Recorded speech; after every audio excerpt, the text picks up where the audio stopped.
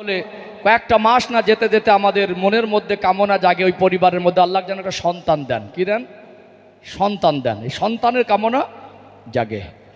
ও ভাইজানেরা, সোনার মানিক যুবকেরা, আব্বারা মায়েরা, যখন আমার আল্লাহ দয়াময় একটা পরিবারে একটা ফুটফুটে সোনার মানিক সন্তান দেন, ওই সন্তানের আগমনে পরিবারের সবাই খুশি হয় কি হয় না? সবাই আনন্দিত হয়ে যায়। মানুষ মাত্র আমাদের জীবনে পোশাক দরকার আছে না নেই? পোশাক ছাড়া মানুষের জীবন চলে না। এই পোশাক ছাড়া মানুষের জীবনে ইজ্জত আবরু হেফাজত হয় না। এই পোশাকটা বাবা মা কোনো দিন কোনো আলেম কোনো হুজুরস করে বোঝাতে হয়নি। আপনার সন্তানকে পোশাক দিতে হবে, এমনিতেই বুঝে গেছে। 20 বছর যতদিন না পর্যন্ত একটা বাচ্চার বয়স হয়, ওই বাচ্চাটা ছেলে হোক অথবা মেয়ে হোক, বাবা মা তার ইনকাম রোজগার খাওয়ার আশা করে না। 20 বছর বয়স না হলে কমের উপরে মেয়ে যদি হয় তো তার ইনকাম খাওয়ার তো প্রশ্নই নেই। তাকে ভালো করে লেখাপড়া শিখিয়ে ভালোভাবে মানুষ করে ভালো জায়গায় বিবাহ দেব, তার বিবাহিত জীবনের পরের জীবন শ্বশুর বাড়িতে যেন সুখ শান্তিতে থাকে, এটাই বাবা মার কাছে খুশি। আর ছেলে যদি হয় লেখাপড়া শিখবে, ভালো মানুষ হবে, আদর্শ ভালো হবে, সমাজে প্রতিষ্ঠিত হবে, 10 জন মানুষ বলবে ছেলেটা খুব ভালো, ছেলেটা ভালো, আমার গর্বে বুকটা ভরে যাবে, এটা তো বাবা মার স্বপ্ন থাকে, থাকে না? 20 বছর বা 20 বছর বয়স হওয়ার আগে আমরা তো তাদের ইনকাম খাওয়াই, ইনকাম রোজগার খাবার আশা কোনো বাবা মা করে না। আল্লাহ পাক সন্তান দেন, ওই সন্তানটা 20 বছর বয়স না হওয়া পর্যন্ত বাবা মা তাদের ইনকাম রোজগার কামাই খাবার আশা করে না। বাবা মা 20 বছর ধরে তাদের পোশাক দিয়েছে না দেয় নাই। যখনও দেখেছে ছেলে বা মেয়ে দাবি করেছে, আবদার করেছে, কখনো ঈদের সময়, কখনো কোনো অনুষ্ঠানকে কেন্দ্র করে আব্বাই পোশাকটা আমায় কিনে দিতে হবে। আব্বার কাছে পয়সা যদি না থাকে ধার করে ঋণ করে হলেও সন্তানের দাবিটা পূরণ করে। বাবা যদি অন্ধ হয়, মা যদি ভিক্ষুক হয়, বাবা যদি মজদুর হয়, যদি ভ্যান চালকও হয়, কোনো দিন কোনো বাবা মা বলে না তোকে পোশাক দিতে পারবো না। বলুন তো একটা বাচ্চা 20 বছরে কমের উপরে 1 লক্ষ টাকার পোশাক পরেছে না পরে নাই? 20 বছরে 5,000 টাকা যদি যায় তো 50,000 টাকাও তো পড়েছে 20 বছরে। বছরে যদি 5,000 করে ধরেন তো 5 কোটি 1 লাখ টাকা। কোনো দিন কোনো বাবা মা বলেছে তোকে পোশাক দিতে পারবো না? বলিনি, কোনো দিন বলিনি। অন্ধ হলেও পোশাকটা ঠিক মতো দিয়ে গেছে। যেমন বাবা মা সন্তানের পোশাকের দায়িত্ব নেয়, ঠিক তেমনি বাবা মা সন্তানের খাবারের দায়িত্বটা নেয়। এখানে একটা আয়াত একটু ব্যাখ্যা করব, তা না হলে অনেকে একটু ভুল মেসেজ নিতে পারেন। বলুন তো রেজেকের মালিককে? আরো জোরে বলেন কে? আল্লাহ হলেন রেজেকের মালিক। কোরআনুল কারীমে আল্লাহ পাক বলেন ওমা মিন দাব্বাতিন ফিল আরদি ইল্লা আলাল্লাহি রিজকুহা। আল্লাহ পাক বলেন দুনিয়া আমি আল্লাহ যাদেরকে পাঠিয়েছি, যাদের রেজেকের দরকার, তাদের রেজেকের জিম্মাদারি আমি আল্লাহ নিজে গ্রহণ করেছি। রেজেকের মালিক আল্লাহ, অস্বীকার করার ক্ষমতা পৃথিবীর কোনো শক্তির নেই। কোরআনুল কারীমের একটা আয়াত, একটা ওয়ার্ড, একটা সেন্টেন্স, একটা বাক্য পৃথিবীর কোনো মানুষ পরিবর্তন করতে পারবে না, সংযোজন আর বিয়োজন হবে না। ইন্না নাহনু নাযালনা যিকরা ওয়া ইন্না লাহু লাহাফিজুন। আল্লাহ পাক বলেন আমি আল্লাহ কোরআনুল কারীমকে নাজিল করেছি, আর হেফাজতের দায়িত্ব আমি আল্লাহ নিজে গ্রহণ করেছি। যালিকাল কিতাবুল লা রাইবা ফি, ওই কিতাবে ভুল তো দূরের কথা, সন্দেহর অবকাশ পর্যন্ত নেই। আল্লাহর কথা কত দামি, যেহেতু রিজিকের মালিক আল্লাহ। এখানে একটু সংক্ষেপে ব্যাখ্যা দেই। আমরা আল্লাহর দেওয়া নেয়ামত রিজিক খাই, অস্বীকার করা যায় না। যারা মুমিন, যারা দিনদার, যারা পরহেজগার, তারা আল্লাহর নেয়ামতকে শুকরিয়া আদায় করে বলে যতটুকু আল্লাহ আমার রেজেকে বরাদ্দ করেছেন, যতটুকু হালাল খাদ্য আমি খেতে পেরেছি, আলহামদুলিল্লাহ ভালো খেয়েছি, আল্লাহ আমাকে খাইয়েছে। এই কথা মোমেনরা বলে কি বলে না? কিন্তু কিছু মানুষ টাকা হয়ে গেলে, চাকরি হয়ে গেলে, ক্ষমতা হয়ে গেলে, দুনিয়া একটু অর্থ সম্পদ সম্মান বেশি পেয়ে গেলে সবাইকে এক পাল্লায় তুলব না। কিছু কিছু মানুষ অহংকারী হয়ে যায়, কথার শুদ্ধাস পাল্টে যায়, অহংকার করে বলে আমার ইনকাম আমি খাই, আমার টাকা আমি খাই, আমার রোজগার আমি খাই, তোর বাবার খাই না আমার বাবার খাই। কিন্তু এখানে ভাবতে হবে আল্লাহ দয়াময়, তিনি তো বলছেন আমি রেজেকের মালিক। একটু ব্যাখ্যা দেওয়া দরকার আছে না নেই? আল্লাহ পাক বলেন ইন্নাহু লা ইউহিব্বুল মুস্তাকবিরিন, নিশ্চয়ই আমার আল্লাহ অহংকারীকে পছন্দ করেন না। এখান থেকে আমাদের শিক্ষা নিতে হবে, যতটুকু আল্লাহ হালাল রুজি বরাদ্দ করেছেন, একজন মোমেন যদি ডাল ভাত একটা না সারা মাসও খায়, তাও সে বলবে আলহামদুলিল্লাহ, ভালো খেয়েছি, আল্লাহ আমাকে খাইয়েছে। বলতে হবে না? বলতে হবে। কিন্তু রেজেকের মালিক আল্লাহ, এটা অনেকে অহংকার করে বলে আমি খাই। কি বলে? আমি খাই। আল্লাহ পাক যদি 1 বছর 20 বছর, আল্লাহ পাক যদি 50 বছর, এমনি ধারাবাহিকভাবে 1 থেকে 50 বছর গোটা বিশ্বের মধ্যে পানি বর্ষণ বন্ধ করে দেন, পৃথিবীর বিজ্ঞান, পৃথিবীর বিদ্বান, পৃথিবীর রাষ্ট্রপ্রধান, পৃথিবীর মস্তান, পৃথিবীর ধনী আর জ্ঞানী সবাই একত্রিত হয়ে গোটা পৃথিবীর মানুষের একদিনে যা পানি লাগে, এই পানি কি পূরণ করে দিতে পারবে? পারবে?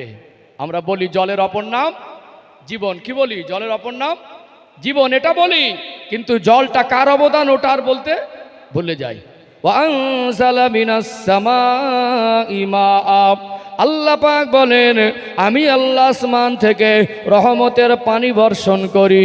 আমরা যে পানি খাই, পানি ছাড়া জীবন বাঁচে না। এই পানি না হয় আল্লাহর আসমান থেকে রহমতের বর্ষণ করা পানি, না হয় জমিন থেকে উত্তোলন করা স্বচ্ছ পানি। এই পানি কার নিয়ামত? আল্লাহর নিয়ামত। আল্লাহ পাক যদি পানি বর্ষণ 100 বছর বন্ধ করে দেন, গাছপালা, তরুলতা, শাকসবজি, সবুজ সব গাছ মরে গোটা পৃথিবীটা খালি ময়দানে পরিণত হবে কি হবে না? চলুন আর একটু পয়েন্ট তুলে ধরি, অবাক হয়ে যাবেন। আল্লাহর কোরআনুল কারীমগুলো একটু বোঝার চেষ্টা করুন, হৃদয়ে ঈমানের নূর তৈরি হবে। আমরা একটা সরিষার দানা ফেলে দেই, একটা ধান বা গমের দানা ফেলে দেই, মাটিতে ফেলে দেওয়ার পরে আল্লাহ পাকের দয়া, আল্লাহ পাক ওই দানা থেকে কলা, বীজ, পাতা বার করে একটা ধান থেকে 20টা ধানের শীষ, একটা সরিষা থেকে 1000 পর্যন্ত সরিষা আল্লাহ দেয় কি দেয় না? একটা সরিষার দানা ফেলে দিলাম, আল্লাহ পাক যদি চান ওই দানা থেকে একটা গাছ বের হবে, ওই গাছ থেকে কয়েক হাজার সরিষা হবে। আর আল্লাহ যদি না চান তো পচে যাবে। মাটির তলায় যদি গমের দানা পচে যায়, ধানটা পচে যায়, সরিষার দানাটা পচে যায়, দুনিয়ার বিজ্ঞানের বাবার ক্ষমতা নেই, কিয়ামত পর্যন্ত চেষ্টা করে ওই পচা দানা থেকে গাছ বার করবে। আল্লাহ ফসল দেন না? কে ফসল দেন? একটা আলুর কাটা অংশ, ওই কাটা অংশ আলুটা একটু কলা ছিল, জমিনে পুঁতে দিয়ে আল্লাহ পাকের দয়া ওই আলুর কলা থেকে একটা আলু গাছ, গাছটাকে আল্লাহ বড় করেন। গাছের নিচে আল্লাহ বান্দা বান্দি রেজেক হিসাবে আল্লাহ দয়াময় 2 কিলোর অধিক আলু দান করেন। এই রেজেক দাতা তিনি কে? যা খেয়েছি আজকে সারা দিনে বা জীবনে, না হয় ভাত, না হয় রুটি, না হয় শাকসবজি, না হয় ফলমূল, এগুলো হলো আল্লাহ পাকের নিয়ামত। পয়সা দিয়ে কিনে এনেছি, পয়সা খেয়ে বাঁচতে পারবেন না। যেটা বাজার থেকে কিনে আনে ওটা আল্লাহ পাকের নিয়ামত, অস্বীকার করা যাবে না। ওয়াইন তাউদ্দু নি'মাতাল্লাহি লা তুহসুহা, আল্লাহ পাক বলেন বান্দা বান্দি আমি আল্লাহ তোমাদের এত বেশি নিয়ামত দিয়েছি, তোমরা গুনে গুনে শেষ করতে পারবে না। আল্লাহ পাক আপেল দিলেন, ছাল দিয়ে ঢেকে দিলেন, ডালিম দিলেন, ছাল দিয়ে ঢেকে দিলেন, কলা দিলেন, ছাল দিয়ে ঢেকে দিলেন। আল্লাহ পাক গাছের মাথায় ডাব দিলেন, তার ভিতরে স্বচ্ছ পানি দিলেন। বলুন তো আল্লাহ পাক যদি ছাল দিয়ে ঢেকে না দিতেন তাতে ভিক্টোরিয়া জীবাণু তৈরি হয়ে যেত, খাবার মতো উপযুক্ত হালাল রেজেক হিসাবে আমরা খেতে পারতাম না। দুনিয়াতে কিছু ফল আছে, ওই ফলগুলো খাবার উপযুক্ত না, মানুষের স্বাস্থ্যের জন্য ভালো না। আল্লাহ পৃথিবীর মানুষকে বোঝালেন কিছু কিছু ফল আছে যেগুলো তোমরা খেতে পারো না। আমি আল্লাহ যদি মনে করতাম গোটা পৃথিবীতে যত গাছগাছালি সব গাছে আমি আল্লাহ ফলের স্বাদ ভিন্ন করে দিতে পারতাম, তিতো করে দিতে পারতাম। আল্লাহ দয়ার করোনা ডালিমের ভিতরে সুন্দর মিষ্টি স্বাদ দিয়েছেন তিনি কে? সবাই মিলে বলেন তিনি কে? এখন অহংকার করে বলে আমার টাকা আমি খাই, আমার ইনকাম আমি খাই, আমার রোজগার আমি খাই। আমরা যেটা খাই ওটা আল্লাহর নিয়ামত, জমিনেরই ফসল। অস্বীকার করার ক্ষমতা পৃথিবীর কারণ নয়। আরেকটু তথ্য দেই, আরেকটু অবাক হয়ে যাবেন। আল্লাহ এমন মায়ের গর্ভে একটা ছোট বাচ্চাকে প্রতি 40 দিন পর পর তার শারীরিক সম্পূর্ণ গঠনের এক একটা ধাপ কমপ্লিট করেন। আল্লাহ পাক একটা বাচ্চাকে মায়ের গর্ভে 9 মাস প্লাস অবস্থান করান। ছোট বাচ্চা যার তখন শারীরিক গঠনটা কমপ্লিট হয় নাই, 2.5 মাস 3 মাস 3.5 মাস বয়স, হার্টবিট এসে যায়, মায়ের অনুভূতি হয় আমার বাচ্চাটা পেটের ভিতরে হালকা নড়াচড়া করছে।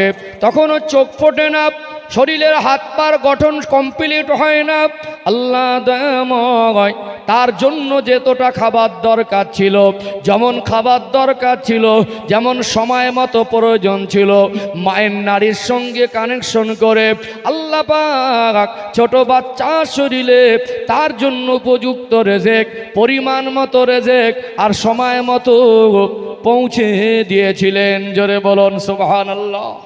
এখন বলে আমি খাই, সেদিন মায়ের পেটে ছিলাম, খাইয়েছিলেন কে? আল্লাহ খাইয়েছিলেন না? আমরা রেজেক অন্বেষণকারী, অনুসন্ধানকারী, যেটা খাই ওটা আল্লাহর নিয়ামত, অস্বীকার করার ক্ষমতা আমাদের কারোর নেই। এই কথাটা এই জন্য বলে নিলাম, আমরা সন্তানদেরকে বাবা মা ইনকাম রোজগার করে খাওয়াই, কিন্তু আমরা রেজেক অনুসন্ধান করে আনি, রেজেকের মালিক আল্লাহ। এইটাই আয়াতটা যদি ব্যাখ্যা না দিতাম, সন্তানদের যেমন পোশাক দেই, আমরা খাবার দেই, বাবা মা খাবার দেয় তো নাকি? খাবার দেই কথাটাই বলে নিলাম, না তো অনেকে মনে করবেন যে বাবা মাই খাবার দেয়, অনেকে ভুল ব্যাখ্যা দেবে। আমরা রেজেক অনুসন্ধান করে আনি, কিন্তু সন্তানের রেজেকের মালিক আল্লাহ, আমার রেজেকের মালিক আল্লাহ। তারপর রেজেকটা তো অনুসন্ধান করে আনতে হয়, হয় না? একটা সন্তানের 20 বছরে কত টাকা খায় কোনোদিন হিসাব করেছেন? করেননি। একজন বাবা আল্লাহ দয়াময় সন্তানের জন্য বাবা মাকে অনেক বড় নিয়ামত করেছেন। সংসারের গার্জেন পুরুষ মানুষটা সংসারের জন্য নিয়ামত। পরিবারের সবাই যাতে ভালো থাকে, পরিবারের সবাই যাতে শান্তিতে থাকে, পুরুষ মানুষ সংসারের যিনি গার্জেন তার জীবনের শেষ নিঃশ্বাস পর্যন্ত পরিবারের মানুষকে ভালো রাখতে চায় কি চায় না? সংসারের বোঝা ঘাড়ে উঠিয়ে নিল, এই বোঝাটা হালকা না। দেশে কাজ না হলে বিদেশে যায়, রাজ্যে কাজ না থাকলে ভিন্ন রাজ্যে বাড়ি দেয়। এই পুরুষ মানুষ পরিবারের সবাইকে ভালো রাখার জন্য একজন মানুষ কখনো মাটি কোপানো কাজ, কখনো রাজমিস্ত্রির জোগাড়ে কাজ, কখনো কখনো কখনো দেখা যায় মুটিগিরি কাজ, ভ্যান চালানো কাজ, গাড়ি চালানো কাজ, কৃষি কাজ। একটা মানুষ জীবনে কত পরিশ্রম করে, বাড়িতে কষ্ট করে ফেরে, গেঞ্জিটা নিংড়ালে মনে হয় টপ টপ করে ঘাম বের হবে। সিমেন্টের বস্তাগুলো 50 কিলো ওজন, একতলা থেকে 2 তলা তলা, কত কষ্ট বাবা তার সন্তানদের জন্য করে। 20 বছর ধরে একজন বাবা যদি অন্ধ হয়, বাবা যদি ভিক্ষুক হয়, গরিব হয়, কোনোদিন সন্তানকে বলে না তোকে খেতে দিতে পারবো না। বরং সন্তান যদি বলে বাবা মাংস খাবো, সন্তান যদি বলে বাবা ওই ফলটা খাবো, ওই মাছটা খাবো, বাবার মন আল্লাহ মন করে দিয়েছেন যতক্ষণ না পর্যন্ত ওই সন্তানের খাওয়াটা চাওয়াটা পূরণ করতে না পারে, বাবার মনটা মানে না। ঠিক না বা ঠিক? মা বাবা অনেক নিয়ামত, কত কষ্ট করে, সকালবেলা উঠে শরীরটা ভালো না, আবার দেখছে কাজ কাম না করলে সংসার চলবে না, ওই অসুস্থ শরীর নিয়ে কাজে যায়, 20 মিনিট 30 মিনিট একটু বসলে মনে হয় ভালো হয় টানা রোদে। কিছু কিছু মানুষ আছে মনটা পুরো ছোট, পাথরের মতো শক্ত, মানুষকে কাজে নিয়ে মনে করে একে দিনে সব কাজ করে দিলে ভালো হয়। কত কষ্ট করে একজন বাবা। এই 18 বছর 20 বছর সন্তানকে কোনোদিন খাবার কষ্ট কেউ দিয়েছে? দেইনি। কোনোদিন বলিনি তোকে খেতে দিতে পারবো না, তুই যা পারিস করে, কথা কোনো বাবা তার জায়গা থেকে বলতে পারে না। আজকে সেই সন্তানগুলো বড় হয়ে বাবার মুখের উপরে কথা দিচ্ছে, বলছে তুমি আমার জন্য কি করেছো? বলে না কিছু বেয়াদব ছেলে, বাবার মুখের উপরে কথার উপরে কথা, তুমি আমার জন্য কি করেছো, কত টাকা খেয়ে হজম করেছে সেইটুকু হিসাব করিনি। আর আপনি হয়তো জীবনে কষ্ট করে 3টে বা 2টো সন্তানকে মানুষ করতে গিয়ে 20 বছর বয়স পর্যন্ত আপনার ছেলে আর মেয়ে কত টাকা খেয়ে হজম করেছে তার হিসাব আপনি করেননি। আজকে বর্তমান যা দ্রব্যমূল্য যা বৃদ্ধি হয়েছে, যেভাবে মালামালের দাম, একটা মানুষের 3 বেলা খেতে গেলে 100 টাকা লাগে না? লাগে 100 টাকা? গোশ মাছ ভালো মন্দ খেলে আরো বেশি লাগবে। নিম্ন হিসাব যদি 100 টাকা হয় তো মাসে 3000, 12 মাসে 36,000, 20 বছরে 7,20,000 টাকা। কত টাকা? 20 বছরে 7,20,000 টাকা এক একটা বাচ্চা, সে ছেলে হোক আর মেয়ে হোক, খেয়ে হজম করে দিয়েছে, শুধু খাবার খেয়েছে। এখন মুখের উপরে কথার উপরে কথা দিচ্ছে, তুমি আমার জন্য কি করেছো? তোমার ওই বাবা ভ্যান চালিয়ে, মজদুরি করে, রাজমিস্ত্রির জোগাড়ে কাজ করে, অন্যের বাড়ি বাড়ি কাজ করে, দেশে কাজ ছিল না, বিদেশের মাটিতে পড়ে থেকে পরিবার ছেড়ে যেতে মন চায় না। কোথায় ভিন্ন রাজ্যে আজকে বাঙালিদের উপরে, পরিযায়ী শ্রমিকদের উপরে যেভাবে জুলুম অত্যাচার হচ্ছে, ভিডিওগুলো দেখলে চোখের পানি নেমে আসে। কথা ঠিক না ঠিক? সেখানে গিয়ে কোথায় মশার কামড়, সারাদিন গ্রামে ঘুরে ঘুরে রোদে, নিজেরা সন্ধেবেলা বাড়ি ফিরে নিজে হাতে রান্না করে খেতে হয়, কখনো টাইমে খাওয়া হয় না, টাইমে গোসল হয় না। আজকে সেই মানুষগুলো কি শখে পড়ে আছে না পরিবারকে ভালো রাখার জন্য? এক একটা সন্তানকে 7 লক্ষ টাকা প্লাস খাওয়ালের, কোনোদিন বলিনি বাবা মা খেতে দিতে পারবো না। যে বাবা 3টে সন্তানকে 4টে সন্তানকে মানুষ করলো, কোনোদিন বলিনি যে তোরা বোঝা হয়ে গেছি তোদের দিতে পারবো না। আজকে সেই বাবা বার্ধক্য জীবনে পৌঁছে গেল, মাটা বার্ধক্য জীবনে পৌঁছে গেল, আজ খাটার মতো আর শরীর নেই। 3 জন সন্তান মিলে বাবাটাকে বোঝা মনে হচ্ছে। ওই বুড়ো মানুষটা এক মুঠো খাবার খায়, ওই বুড়ি মাটা এক মুঠো খাবার খায়, 3টে সন্তান মিলে বোঝা হয়ে গেছে, ভারী লাগছে। বৌমাগুলো বিষাক্ত সাপের থেকে ভয়ঙ্কর। আমাদের ঘরের কিছু মায়েরা মেয়েরা বৌমার আছে মারাত্মক ডেঞ্জার। 3টে বৌমা 3টে ছেলে। এখন বাবা আর মা বুড়ো আর বুড়ি হয়ে গেছে, এখন ঠেলাঠেলি হয়। এক বৌমা বলে ও দেয় না আমি দেবো কেন, আর এক বৌমা বলে ও দিচ্ছে না আমি দেবো না। ছেলেদের ভিতরে ঠেলাঠেলি করে, যে মনে করছে যে কি একটা কঠিন পরিবেশ। বাবা মাগুলো মনের কষ্টটা মনের মধ্যেই চেপে রেখে ঘুরে ঘুরে বেড়ায়। কথা ঠিক না ঠিক? আজকে ভাবতে অবাক লাগে, 3টে সন্তানকে বাবা কোনোদিন বোঝা মনে করিনি, আর 3টে সন্তান মিলে একজন বাবাকে বোঝা মনে করছে। আমার মাঝে মাঝে মনে হয় যদি পৃথিবীর কোনো জায়গায়, কোনো শহরে যদি লজ্জা শরম কিনতে পাওয়া যেত, এই সন্তানদেরকে লজ্জা শরম কিনে এনে দিতাম।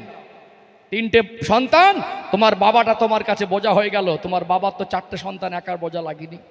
সেই বাবা 200 টাকা চাওয়ার অধিকার আছে না নেই? একটু হ্যাঁ দেন না। 200 টাকা চাওয়ার অধিকার আছে। সেই 200 টাকা চাইলে অনেকে সন্তান তো মন চায় বাবাকে 200 টাকা দেই। আমাদের ঘরের বৌমা এরা সব ম্যাজিক ম্যান। ম্যাজিক বোঝেন তো? ওই যে খেলা দেখায়, ফুলের মধ্যে একটা কাগজের মধ্যে একটা ফুল ঢুকে দিল, লাল টেনে নিল, সবুজ হয়ে গেল, আবার টেনে নিল, হলুদ হয়ে গেল, ম্যাজিক দেখায়। আমাদের ঘরের বৌমায়েরা, ছেলেরা যদি তার বাবা মার পিছনে খরচা করে টাকা দেয়, বৌমায়েরা ম্যাজিক দেখায়, মুখটা ছিল 2 কিলো হয়ে যায় 4 কিলো। এটা ঝাড়া মারে না? মারে না? এমন ভাব দেখাবে যেন মনে হচ্ছে বাপের বাড়ির থেকে এনে দিচ্ছে। এমন ভাব দেখাচ্ছে যেন মনে হচ্ছে বাপের বাড়ির থেকে এনে দিচ্ছে। কই আপনার শ্বশুর বাড়ির থেকে যখন লোকজন আসে 5,000 টাকার বাজার করেন না খাসির গোস্ত, বুঝতে পারছেন না? দামি দামি মাছ, কই তখন তো বুকটা ফাটে না? শালি ভাইরা ভাই আসলে 2000 টাকার বাজার করলে তখন বুক ফাটে না? যে বাবা 3টে সন্তানকে মানুষ করতে গিয়ে 20 বছরে রক্ত পানি করে, মানুষের বাড়ি বাড়ি গিয়ে কাজ করে, ফেরি করে, গাড়ি চালিয়ে, রাত বেরাত খেটে, জন খেটে, রোদে বর্ষায় গরমে ঠান্ডায় পরিশ্রম করে, অসুস্থ শরীর নিয়ে কাজ করে 3টে সন্তানকে 3 × 21 লক্ষ টাকা খাইয়ে হজম করে দিয়েছে। আজ 3টে সন্তান মিলে 200 টাকা দিতে তোমাদের বুক ফেটে যাচ্ছে। কষ্ট পাচ্ছেন নাকি? কথাগুলো বাস্তব না বাস্তব বলুন? আমি ওই সমস্ত বউ মায়েদের বলি, স্বামীটাকে পেলেন কোথায়? গাছ থেকে উড়ে পেলেন নাকি? আপনার স্বামী, আপনার যদি অধিকার থাকে, তার বাবা মার তার থেকে অধিকার বেশি।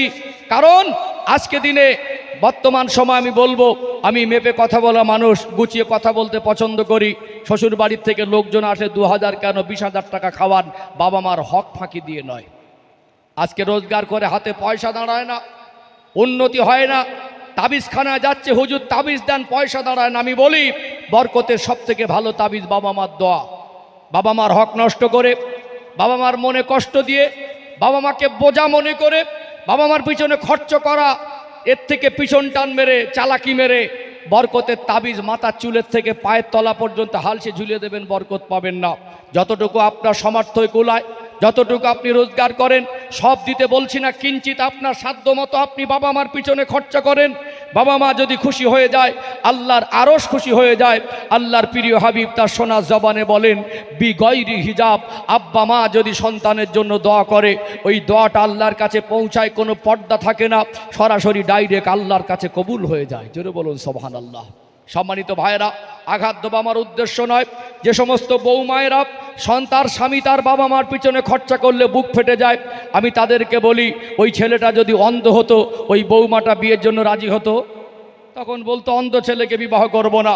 বিবাহের দিন ঠিক হয়ে গেলে, দুদিন বিবাহের বাকি, যদি অ্যাক্সিডেন্টে দুটো পা চলে যেত, ওই শ্বশুর আর শাশুড়ি বিয়ে দিতে রাজি হতো?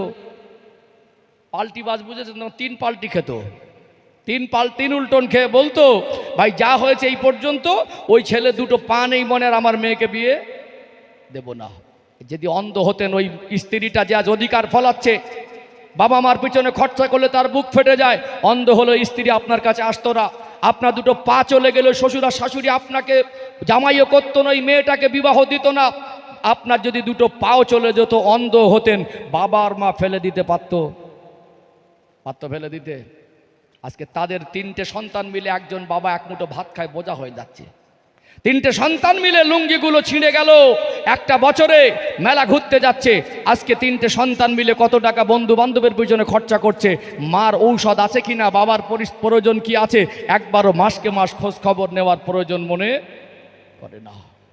সম্মানিত ভাইরা, যেটা আমি বলছিলাম, আমার আলোচনার যে দ্বিতীয় পয়েন্ট ছিল, আমরা যারা বাবা মা সন্তানদের পিছনে বহুত কষ্ট করে, বাবা মা অক্লান্ত পরিশ্রম করে, নিজে না খেয়ে তাদের খাওয়ায়, নিজে ভালো মন্দ না পড়ে তাদের পড়ায়, কোনোদিন বাবা মা বলেছে যে তোদেরকে খাবার দিতে পারবো না? বলেছে?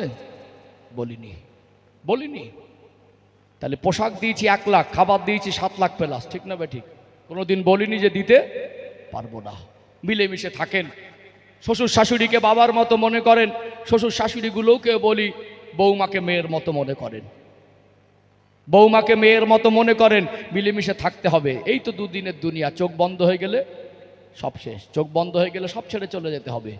আল্লাহ আমাদের জীবন ইসলামের আলোয় আলোকিত করার তৌফিক দান করেন, বলেন আল্লাহুম্মা আমিন। তাহলে 2টো পয়েন্ট বলেছি, আমরা কেউ ওয়াজ করে আমাদের বোঝাই নিজে খাবার দিতে হয়, পোশাক দিতে হয়, আমরা নিজেরা বুঝে গেছি, কথা ঠিক না ঠিক? 3 নাম্বার পয়েন্ট, ও ভাইজানেরা, সোনার মানিক যুবকেরা, আব্বারা মায়েরা, সন্তানের জীবনে যেমন পোশাক দরকার হয়, সন্তানের জীবনে তেমন খাবার দরকার হয়। এটা বাবা মা পূরণ করে, বাবা মা দায়িত্ব ঘাড়ে উঠিয়ে নেয়। আল্লাহ দয়াময় আমাকে আপনাকে দুনিয়া জমিনে পাঠিয়েছেন পরীক্ষা করার জন্য।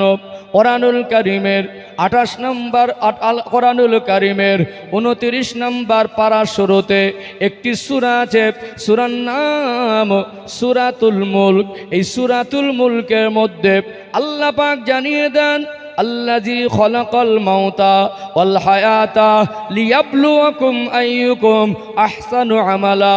আমি আল্লাহ হায়াত আর মৌতকে এই জন্য সৃষ্টি করেছি, যাতে বান্দা বান্দি কতটুকু নেক আমাল করে আসতে পারে, সেই পরীক্ষা করার জন্য। দুনিয়াটা হলো আমাদের জন্য পরীক্ষার জায়গা। আল্লাহ কাউকে অসুস্থতা দিয়ে পরীক্ষা নেন, আল্লাহ কাউকে বিপদ দিয়ে পরীক্ষা নেন, আল্লাহ কাউকে মাল সম্পদ দিয়ে পরীক্ষা নেন, আল্লাহ কাউকে অভাব দিয়ে পরীক্ষা নেন। আমার বানানো কথা বলবো না, রেফারেন্স সহ কথা বলতে পছন্দ করে। কোরআনুল কারীমের 30 নম্বর পারা, সূরার নাম হলো সূরাতুল ফাজর। 15 নম্বর আয়াত আর 16 নম্বর আয়াত খুলে দেখবেন, আল্লাহ পাক বলেন, ফাআম্মাল ইনসানু ইযা মাবতালাহু রাব্বুহু ফাআকরামাহু ওয়া না'আমা ফায়াকুলু রাব্বি আকরামান। আমি আল্লাহ মানুষকে পরীক্ষা করার জন্য যখন মাল সম্পদ দেই, মানুষ বলে আল্লাহ আমার প্রতি অনুগ্রহ করেছে।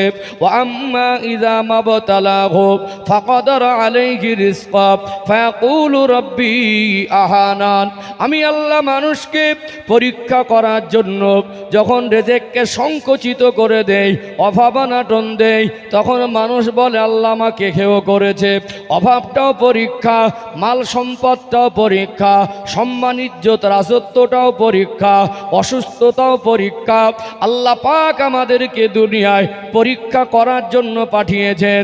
কখনো যদি আমাদের সন্তানরা অসুস্থ হয়, বাবা মা কোনোদিন বলে না তোকে চিকিৎসা করাতে পারবো না, জমানো টাকা খরচা করে, টাকা না থাকলে ধার করে, জমি বিক্রি করে।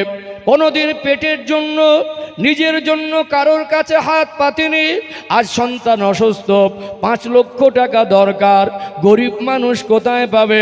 নিরুপায় হয়ে গিয়ে চোখে পানি ফেলে ফেলে মানুষের দ্বারে দ্বারে গিয়ে হাত পেতে ভিক্ষা করে, আমাকে কিছু সাহায্য করেন, আমার সন্তানটা অসুস্থ।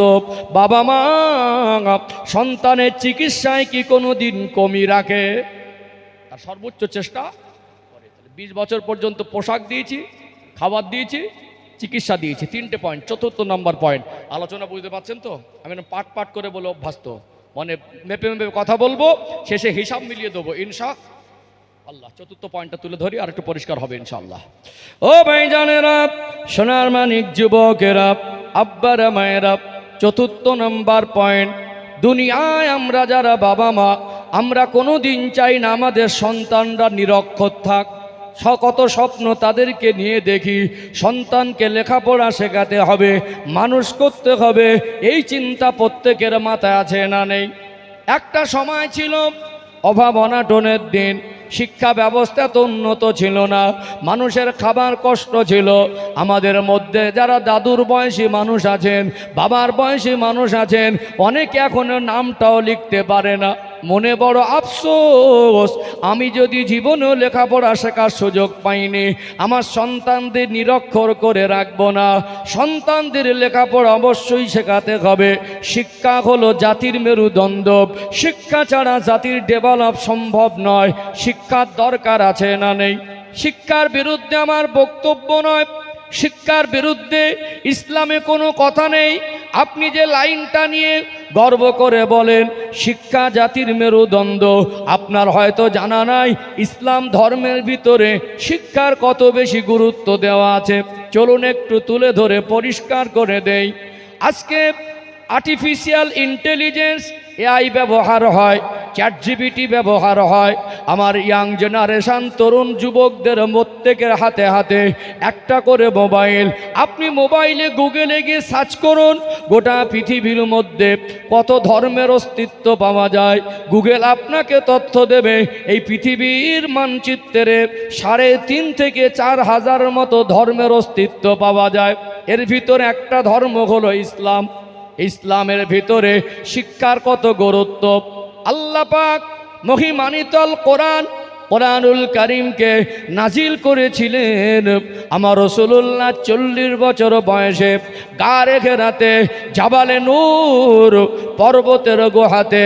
নবী আমার রমাদানুল মোবারক মাসে লাইলাতুল কদরের রাতে ধ্যানে মশগুল ছিলেন। সূরাতুল আলাকের প্রথম 5টা আয়াত আল্লাহ পাক আমার আপনার নবীর উপরে নাজিল করলেন। যে শব্দ দিয়ে, যে আয়াত দিয়ে আল্লাহ পাক সূরা কোরআনুল কারীম নাজিল সূচনা করেছেন, ওই শব্দটাই ছিল ইকরা, অর্থাৎ পড়ো। গোটা পৃথিবীর জমিনের শ্রেষ্ঠ কিতাব কোরআনুল কারীম, এই কোরআনুল কারীমের যে শব্দ দিয়ে আল্লাহ নাজিল সূচনা করেছিলেন সেটা ছিল পড়ার কথা দিয়ে। শিক্ষার গুরুত্ব আছে না নেই? অবশ্যই আছে। নবী আমার সোনা জবানে বলেন, উতলুবুল ইলমা মিনাল মাহাদি ইলাল লাহাদ। একটা মানুষের শিক্ষার সময়সীমা হলো মায়ের কোলে দোলনা থেকে শুরু করে আর মৃত্যুর আগ মুহূর্ত পর্যন্ত। কত মহান কথা। আজ অনেক বাবা মা খেয়ে না খেয়ে কষ্ট করে সন্তানকে মানুষ করে চাকরিজীবী করেছে। আজ একজন ভ্যান চালকের ছেলে আর মেয়ে যখন ডক্টর হয়, গর্বে বুকটা ভরে যায়। এখানে বসে যত মানুষ এসেছেন, আমি আপনাদেরকে বলতে চাই, এখানে বসে প্রতিজ্ঞাবদ্ধ হন, পেটে যদি পাথর বেঁধেও থাকতে হয়, একবেলা না খেয়েও থাকবেন, তথাপিও সন্তানকে ভালো মানুষ করার জন্য লেখাপড়া শেখানো দরকার আছে না নেই? আছে না? শিক্ষার বিরুদ্ধে আমার কোনো বক্তব্য নয়, দরকার আছে, এটা আমি বোঝাতে চাইছি।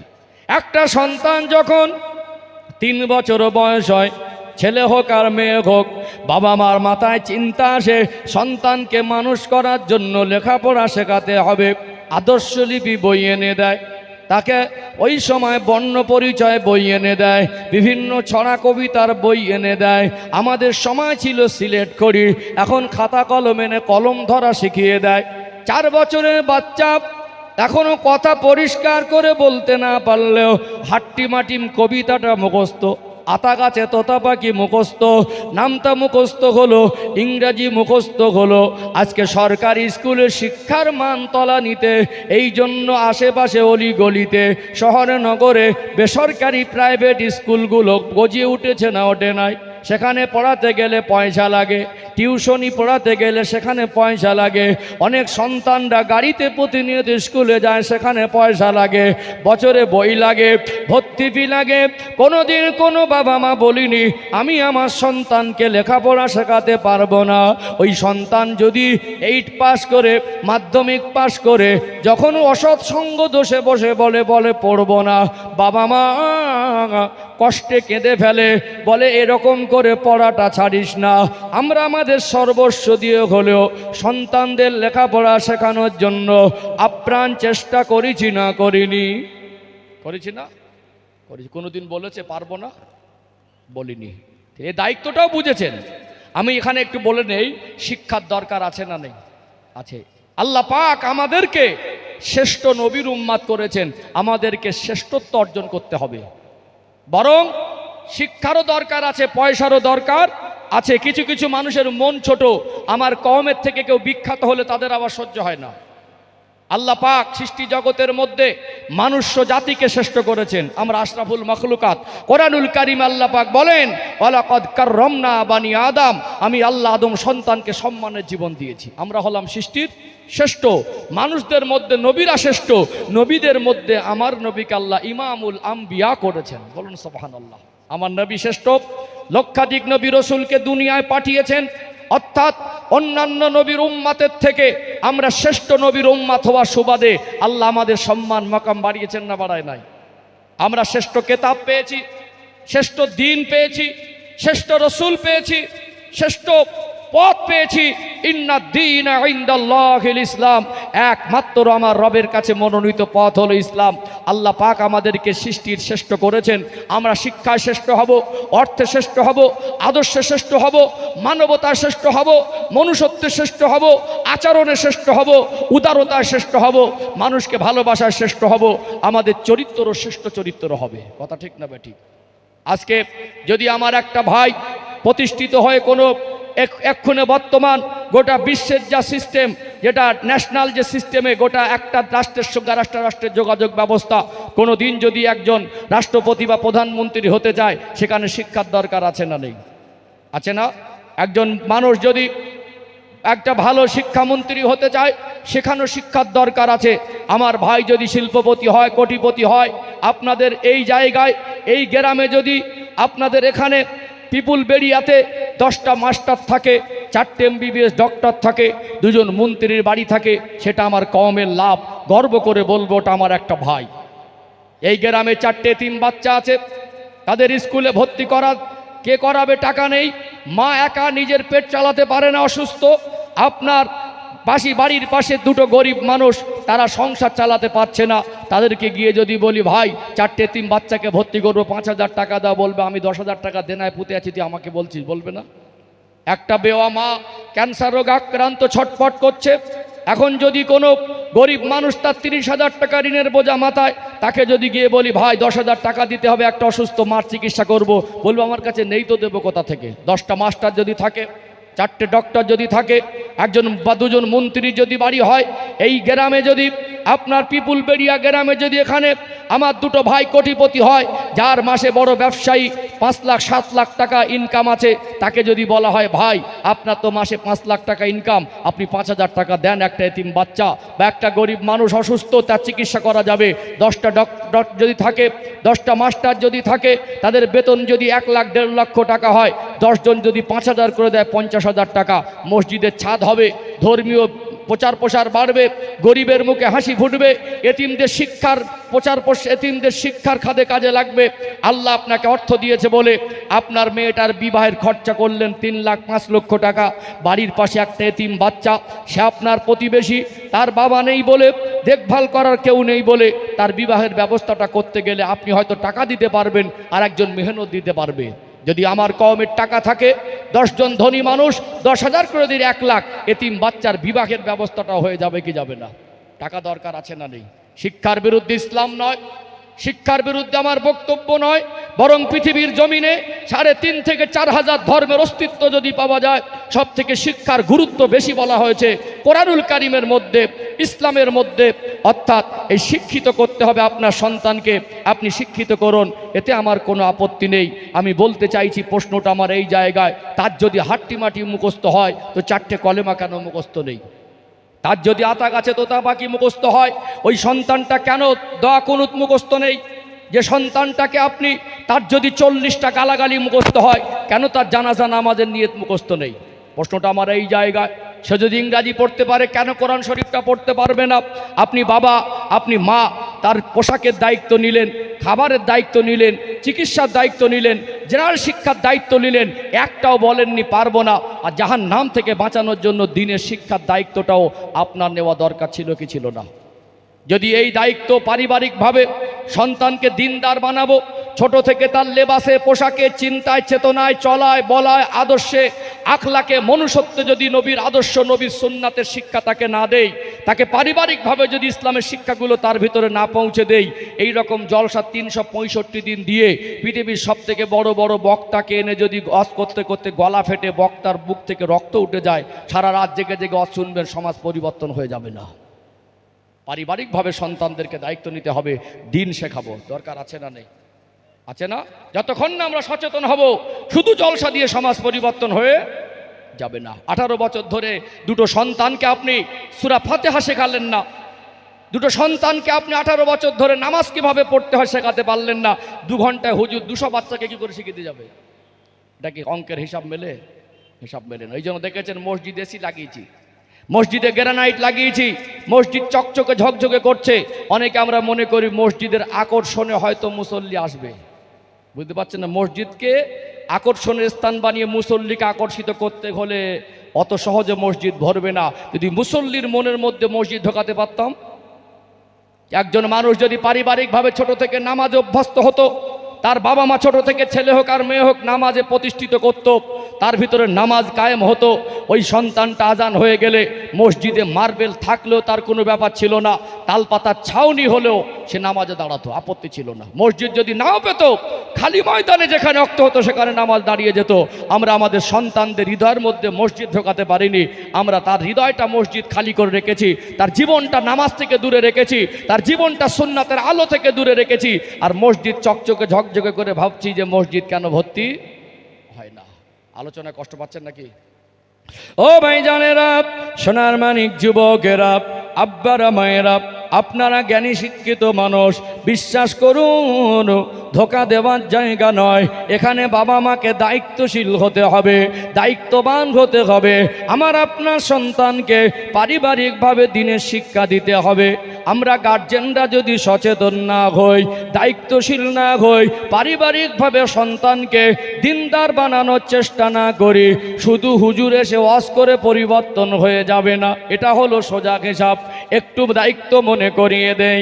আল্লাহ পাক কোরআনুল কারীমের 28 নম্বর পারার 19 নম্বর পৃষ্ঠার মিডিল পয়েন্টের নিচে সূরা আত-তাহরিমের 6 নম্বর আয়াতের মধ্যে জানিয়ে দেন, ইয়া আইয়ুহাল্লাযীনা আমানু, হে আমার বিশ্বাসী বান্দা বান্দিরা, কু আনফুসাকুম ওয়া আহলিকুম নারা, জাহান্নামের আগুন থেকে নিজে বাঁচো, আহাল পরিবার বর্গকে বাঁচাও। নিজে বাঁচতে গেলে যেমন ইসলামের ভিতরে প্রবেশ করতে হবে, আমাদের যারা আহাল পরিবার, আমাদের যারা সন্তান, তাদেরকেও জাহান্নামের আগুন থেকে বাঁচানোর দায়িত্ব আল্লাহ দয়াময় বাবা মার উপরে অর্পণ করেছেন। কার উপরে? বাবা মার উপরে।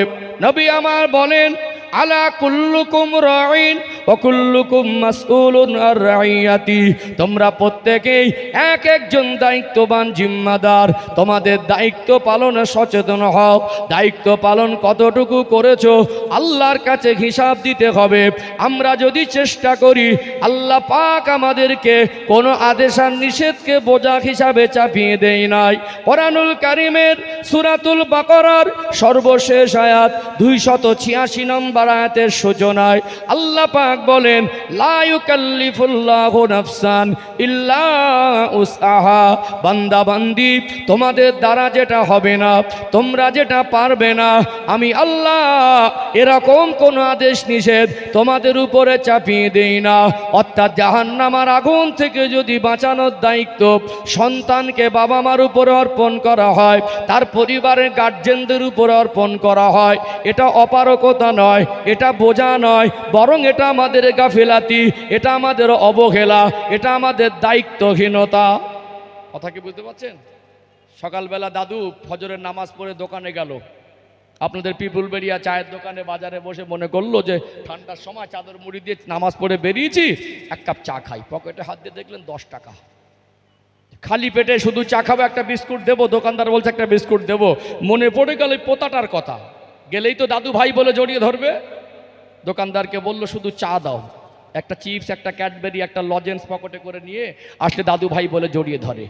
যে বাচ্চাটা 4 বছর 5 বছর বয়স, 10টা মিনিট দাদু ভাই কোলে বসিয়ে বলতেন, দাদু ভাই সূরা ফাতিহা আমি একবার পড়ছি, তুমি একবার পড়ো তো। দোয়া কুনুতটা আমি একবার পড়ছি, তুমি একবার পড়ো তো। খাবারটা পকেট থেকে বার করে দিতেন, শিখে যেত না? 10 মিনিট করে প্রত্যেকদিন সময় দিলে দাদু ভাইয়ের কাছে খাবার খেতে খেতে সূরা ফাতিহা মুখস্থ হয়ে যাওয়ার কথা ছিল।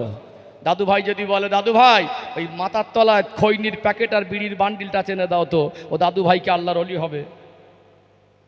আপনি সারাদিন কষ্ট করে বাড়ি ফিরেছেন, স্ত্রী বাচ্চাগুলো সামলাতে কষ্ট হয়ে গেছে, আপনি বাবা বললেন একটু বাচ্চাটাকে ধরেন না, কাজটা করে নেই। আপনি মোবাইলে ব্যস্ত, আপনার মাথায় ঢুকেছে ফেসবুক, আপনার মাথায় ঢুকেছে নাটক, আপনার মাথায় ঢুকেছে অশ্লীলতা, বেহায়াপনা, গেম, আপনি নিজে মোবাইলে ব্যস্ত। ওদিকে স্ত্রী একটা ঝাড়া মেরে দিল, ধরো না বাচ্চাটাকে, সারাদিন পেরেশান হয়ে যাচ্ছে, একটু 10 মিনিট। আপনি ধরে দেখছেন, তাই তো আমার মোবাইল দেখার ডিস্টার্ব হবে, আপনিও দেখছেন, কোলের কাছে এনে তাকেও দেখাচ্ছেন। ছোট বাচ্চা, ঠিক বলছি না ভুল বলছি? আগের দিনে বাড়ির ভিতরে কোরআন তেলাওয়াতের পরিবেশ ছিল। পোতার বিয়ের সময় দাদু মেয়েটাকে দেখতে গিয়ে জিজ্ঞাসা করেছিল, তুমি আমার পোতার স্ত্রী হবে, তুমি কোরআন শরীফ পড়তে জানো? তখন মেয়েটা বলেছিল 3 বার খতম করেছি। 3 সন্তানের মা আর একবারও কোরআন শরীফ পড়ে না। এখন ঘরে নাটক আর সিরিয়াল খতম হয়। মা মোবাইলে ব্যস্ত, সন্তান কান্নাকাটি করলে ওই সন্তানকে কোলের কাছে টেনে মোবাইল দেখায়। এখন এমন হয়ে গিয়েছে, নিজেরাই বলছে বাচ্চাকে কার্টুন না দেখালে আর খাবার খায় না। অভ্যাস তো করিয়েছেন তার বাবা আর মা। বিশেষ করে যুব সমাজকে বলি, ভাই তোমরা আমার ভাই, বিশ্বাস করুন আঘাত দেওয়ার যারা উদ্দেশ্য নয়, আমি শুধুমাত্র সচেতন করার জন্য বলছি যে বাচ্চাটার কোনো গোনা নেই, হৃদয়টা আয়নার মতো পরিষ্কার, নিষ্পাপ বাচ্চা, ফুলের মতো বাচ্চা, যার হৃদয়ে ঈমান ইসলামের ভিত তৈরি করে দেওয়া দরকার, যার আদর্শ নবী সুন্নাতের শিক্ষা দেওয়া দরকার, যাকে দিনের খুঁটি এক একটা তার ভিতরে ভিত তৈরি করে দেওয়া দরকার ছিল। আজকে বাবা মা তার পরিবারের নিষ্পাপ ছোট বাচ্চাকে নাচিয়ে রেকর্ডিং করে রিলস আকারে ফেসবুকে আপলোড করছে, আর মনে করছেন হুজুর এসে ওয়াজ করে দিয়ে আপনার বাচ্চাগুলোকে আল্লাহর ওলি বানিয়ে দিয়ে যাবে। বিশ্বাস করুন, একটু সচেতন হন, আর কতটা নিচে নামবেন। বাবা হিসাবে একটু লজ্জা করুন, একটু মান সম্মানটা বুঝুন। আল্লাহ আপনাকে সন্তান দিয়েছেন আমানত। আপনি বাবা সারাদিন কষ্ট করে 10টা মিনিট করে যদি সময় দিতেন, আপনার বাচ্চার স্কুল চলতো, মিশন চলতো, ইংরাজি শিখতো, অঙ্ক শিখতো, মাস্টার হতো, ডক্টর হতো, সাথে সাথে দিন দ্বারা নামাজি হতো। আপনি মা আপনার সন্তানকে যদি 10টা মিনিট করে দিন শেখাতেন, আপনার সন্তান দিনদারও হতো আর শিক্ষিত হতো না?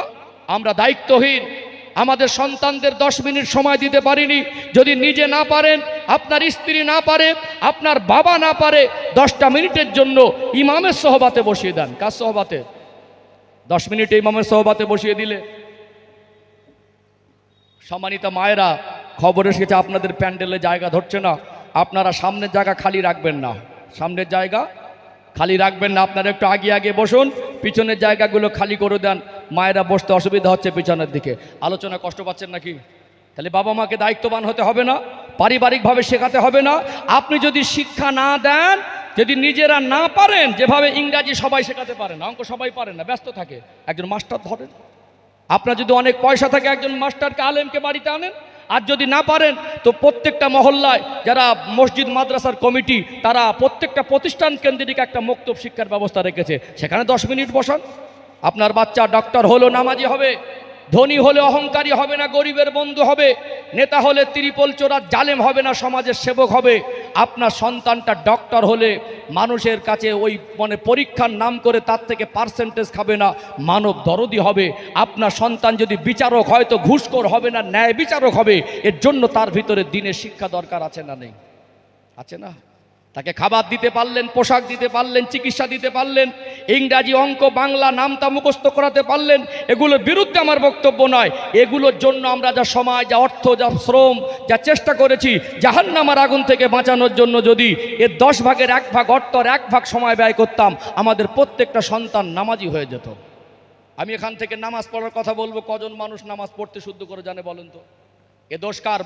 বক্তারা, জলসা কমিটির।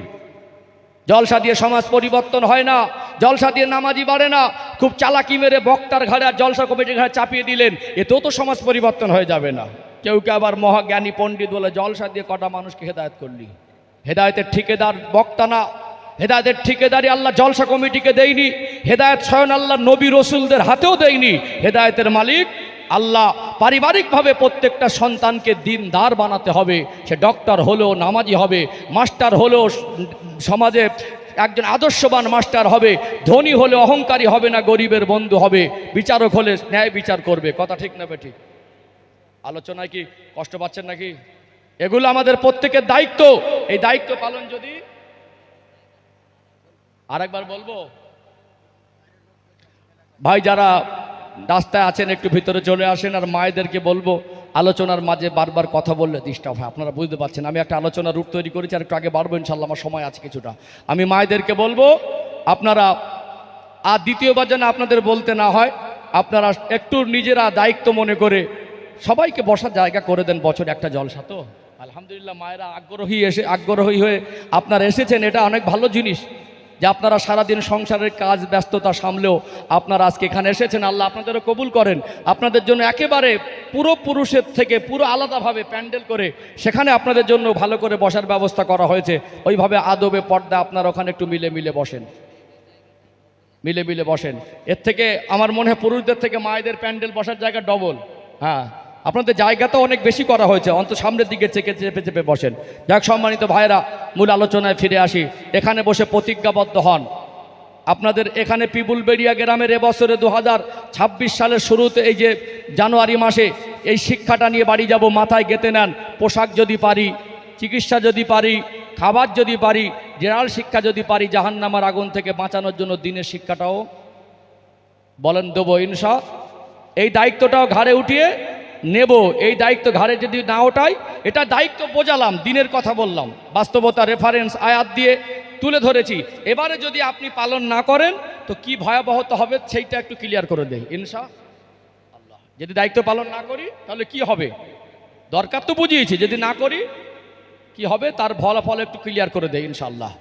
ও ভাইজানেরা, সোনার মানিক যুবকেরা, আব্বারা মায়েরা, বাবা মা যদি ভালো না হয়, বাবা মা যদি নেক না হয়, বাবা মা যদি আদর্শবান না হয়, দায়িত্বশীল না হয়, সন্তানকে পারিবারিকভাবে দিনদার বানানোর চেষ্টা না করে, কখনো তার সন্তান সমাজে ভালো মানুষ হিসেবে প্রতিষ্ঠিত হবে, হয়ে যায় তো কপাল, হিসাব বলে না যে এত সহজে ভালো হয়ে যাবে।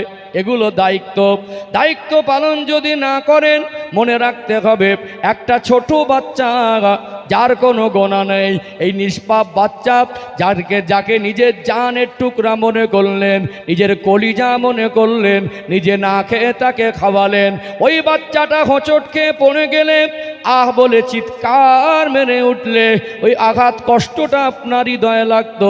এত আপন মনে করে শুধুমাত্র তাকে ভালো দিনদার আদর্শবান সন্তান হিসাবে গড়ে যদি তুলতে না পারেন, দিনের শিক্ষা থেকে তাকে যদি মাহরুম অথবা বঞ্চিত করেন, এর অর্থ হলো আপনি তাকে ঠকিয়েছেন। দিনের শিক্ষা দেননি, নামাজের শিক্ষা দেননি, আদর্শ শিক্ষা দেননি, সুন্নাতের শিক্ষা দেননি, কোরআনের শিক্ষা দেননি, এর অর্থ আপনি তাকে ঠকিয়েছেন। এ ছোট ছিল, আপনি তাকে ঠকিয়েছেন। ছেলে আর মেয়ে যখন বড় হবে, আপনি তখন বুড়ো আর বুড়ি হবেন, এবার আপনাকে ঠকাবে। ছেলেটার উপযুক্ত প্রকৃত দিন শিক্ষার অভাবেই আজ সন্তানটা বাবা মার ভাত দিতে অবহেলা করে, বাবা মার মুখে মুখে তর্ক করে, বাবা মার গায়ের উপরে হাত তোলে, বাবা মাকে গালি দেয়। কোনো আদর্শবান সন্তান, দিনদার সন্তান যে ছোট থেকে দিনই পরিবেশে মানুষ হবে, বাবা মার গায়ে হাত তোলা, গালাগালি দেওয়া, তাকে ছোট বড় কথা বলা তো অনেক দূরের কথা, বাবা মার চোখের দিকে তাকিয়ে কথা বলতে গেলে একজন দিনদার মোমেন সন্তানের হৃদয়টা কেঁপে উঠবে কি উঠবে না? ছোটবেলায় তাকে আপনি ঠকালে, আপনি বুড়ো হবে না, সে বড় হবে, সে আপনাকে ঠকাবে। একটা জায়গায় ঠকে গেলেন, দ্বিতীয় জায়গায় আপনি ঠকবেন। আপনার সন্তান যদি অসৎ হয়, দিনদার না হয়, তার মান সম্মান ক্ষতি হলে সাথে সাথে আপনারও মান সম্মান ক্ষতি হবে, তার দ্বারা লাঞ্ছিত আর বঞ্চিত হতে হবে। ছেলে যদি মদখোর হয়, আপনি হবেন মদখোরের বাবা। ছেলে যদি চোর হয়, আপনি হবেন চোরের বাবা। আপনার মেয়ে আর ছেলে যদি সমাজে কোনো অপকর্ম করে, জেনা ব্যভিচার করে, মান সম্মান শুধু তার যাবে না, তার পরিবারের গার্জেনদেরও যাবে কি যাবে না? আপনার সন্তানকে দিনের শিক্ষার যদি না দেন, হক ফাঁকি দিলে ওই সন্তানের দ্বারা লাঞ্ছিত হতে হবে। ওই সন্তান বুড়ো বয়সে আপনাকে ঠকাবে, মরণের সময়ও আপনাকে ঠকাবে। বিশ্বাস করুন, খুব গভীর মনোযোগ দিয়ে শুনুন, আজকে বর্তমান সময় দিনের শিক্ষা না দেওয়ার কারণে বাবা মা তাকে ঠকিয়েছিল, মরণের সময় সন্তানগুলো বাবা মাকে শান্তিতে মরতেও দেয় না। দিনের শিক্ষা না দিলে আপনাকে শান্তিতে মরতেও দেবে না। কথাটাও একটু বেকার লাগছে, সোজা করে দেই, একটু সোজা করে দেয়। শান্তিতে মরতে দেয় না বলেছি তো, একটু ক্লিয়ার করে দেই, হাতে কলমে ইনশাল্লাহ পরিষ্কার হয়ে যাবে ইনশাআল্লাহ। ও ভাইজানেরা, সোনার মানিক যুবকেরা, আব্বারা মায়েরা, মরণ একদিন হবে কি হবে না? কুল্লু নাফসিন যায়িকাতুল মাউত, প্রত্যেকটা নফসকে মৌতের স্বাদ গ্রহণ করতে হবে। মরণের কষ্ট বড় কষ্ট, সাকরাতুল মৌতের কষ্ট স্বয়ং আমার আল্লাহ তার সৃষ্টি জগতের মধ্যে তার প্রিয় হাবিব দয়ার নবীকেও মৌত দিয়েছে, না দেয় না। যে নবী না হলে কুল কায়নাতকে আল্লাহ বানাতেন না। সেই প্রিয় রাসূলকে আল্লাহ পাক মৌতের স্বাদ গ্রহণ করিয়েছে। সাকরাতুল মৌতের কষ্ট বড় কষ্ট। ওই সময়টা মানুষের জীবনের বড় করুণ সময়। দুনিয়ার জীবন ছেড়ে চির জনমের মতো চলে যেতে হয়, ফিরে আসার আর দ্বিতীয়বার কোনো সুযোগ নাই। আল্লাহ প্রিয় হাবিব দয়ার নবী, আল্লাহর এত প্রিয় হওয়া সত্ত্বেও তিনি মৌতের কষ্ট অনুভব করেছিলেন। নবী আমার 63 বছরের হায়াতে জীবন, আল্লাহর প্রিয় হাবিবের ইন্তেকালের অন্তিম মুহূর্ত, নবী আমার ইন্তেকালের আগে অসুস্থ হয়ে গেলেন। টানা 14 দিন মতো জ্বরে আক্রান্ত, শরীরটা আস্তে আস্তে দুর্বল হয়ে গেল। আল্লাহ নবী হুজুর তিনি হলেন মদিনার মসজিদে নববী শরীফের ইমাম। মদিনার মসজিদে নববী শরীফে আযান হয়ে যেত। আল্লাহ নবীর সাহাবী হযরতে বেলাল রাদিয়াল্লাহু আনহু আযান দিতেন। আমার নবী আজ থেকে 1400 বছর আগে কি মধুর পরিবেশ তৈরি করলেন। নববী শরীফে আযান হয়ে গেলে চতুর্দিক থেকে মুসল্লিদের ঢল নেমে আসে। আজও গিয়ে দেখবেন, নিজে চোখে মদিনার চিত্র দেখেছি। আমার বঞ্চ অনেক হাজি সাহেবরা আছেন, নববী শরীফে আজও আযান হলে মুসল্লিদের ঢল নেমে যায়। জুমার দিনে 10টার সময় গিয়ে দেখবেন তখনও মসজিদ ভরপুর। কি পরিবেশ! আল্লাহর প্রিয় হাবিব হতেন ইমাম, সাহাবারা হতেন মুসল্লি। সোনার দোকান খুলে রেখে, কাজ কারবার ফেলে রেখে, ব্যবসা বাণিজ্য বন্ধ রেখে আযান হওয়ার সাথে সাথে সাহাবাদের ভিতরে প্রতিযোগিতা শুরু হতো। আগে আগে মসজিদে যাব, ফার্স্ট কাতারে জায়গা নেব। আল্লাহর প্রিয় হাবিব যেখানে দাঁড়িয়ে দাঁড়িয়ে ইমামতি করেন, আল্লাহর নবীর পিছনে কাছাকাছি দাঁড়াবো, প্রতিযোগিতা হতো। আল্লাহর হাবিব হতেন ইমাম। কেরাতের মধ্যে নামাজে যে ইমাম সাহেব সূরা কেরাত পড়ে, এরও সুন্নাত তরিকা আছে।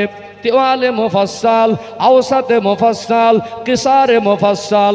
তেওয়ালে মুফাসসাল লম্বা কেরাত, ফজরে আর জোহরে নবী আমার লম্বা কেরাত পড়তেন। আসর আর এশাতে আল্লাহ নবী খুব লম্বাও না খুব ছোট না, একটু মাঝামাঝি কেরাত পড়তেন। ইশারে মুফাসসাল মাগরিবে ছোট ছোট সূরা দিয়ে কেরাত পড়তেন। ফজরের ওয়াক্তে নবী আমার লম্বা কেরাত পড়তেন। ছোট ছোট আয়াত বিশিষ্ট সূরাগুলো প্রথম রাকাতে আল্লাহ নবী 30টা আয়াত পড়ে দিতেন, দ্বিতীয় রাকাতে 20টা আয়াত, 2 রাকাত নামাজে 50টা আয়াত পড়ে দিতেন। আমার রাসূলুল্লাহর নূরে জবানে কোরআন তেলাওয়াত আল্লাহ আমার নবীর কণ্ঠস্বরকে এত মধুর বানিয়ে দিয়েছিলেন। আমার রাসূলের কণ্ঠস্বরে আল্লাহ এত মধু দিয়েছিলেন। সাহাবারা নামাজ পড়তেন, আমার নবী পড়তেন ইমাম। তারা কত বড় সৌভাগ্যবান! আল্লাহ নবীর সঙ্গে রুকু করা, আল্লাহ রাসূলের সঙ্গে সিজদা করা, আল্লাহ নবীর সাথে সাথে নামাজ সমাপ্ত করা। সাহাবারা বলতেন দিলটা তো শান্ত হয়ে যেত, মনটা তো ইতমিনান হয়ে যেত, মনের মধ্যে আলাদা রকম শান্তি। আমাদের কত বড় সৌভাগ্য! আল্লাহর হাবিব ইমাম আর আমরা মুসল্লি। আমাদের নামাজ আল্লাহ পাকের দরবারে কবুল হয়ে গেছে। কি মধুর পরিবেশ! রাসূলুল্লাহর পিছনে নামাজ পড়া। সেই নবী আমার অসুস্থ, আল্লাহ নবীর ইন্তেকালের অন্তিম মুহূর্তের শেষ 3টে দিন 17 ওয়াক্তের নামাজে ইমামতি করতে যেতে পারেন নাই। আযান হয়ে গেলে গোটা নববী শরীফটা একেবারে শোকে স্তব্ধ। সাহাবাদের মনটা খারাপ, সাহাবারা মানসিকভাবে ভেঙে পড়লেন। নববী শরীফে এসে আল্লাহ নবী পিছনে যে এতদিন নামাজ পড়েছেন, আমার নবী অসুস্থ, হাঁটা চলার মতো ক্ষমতা নাই।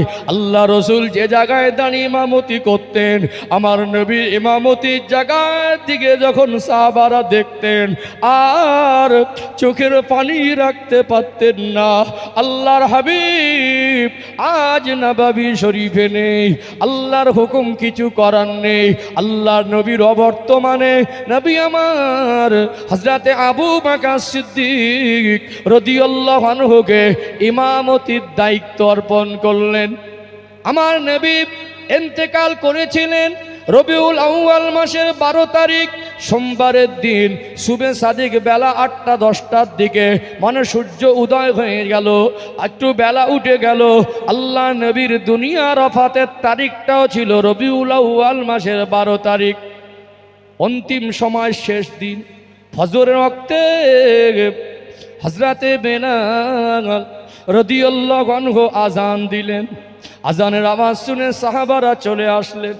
আল্লাহ নবী এতটা অসুস্থ, কখনো হুঁশ হারিয়ে ফেলছেন, কখনো আবার বেঘোষ।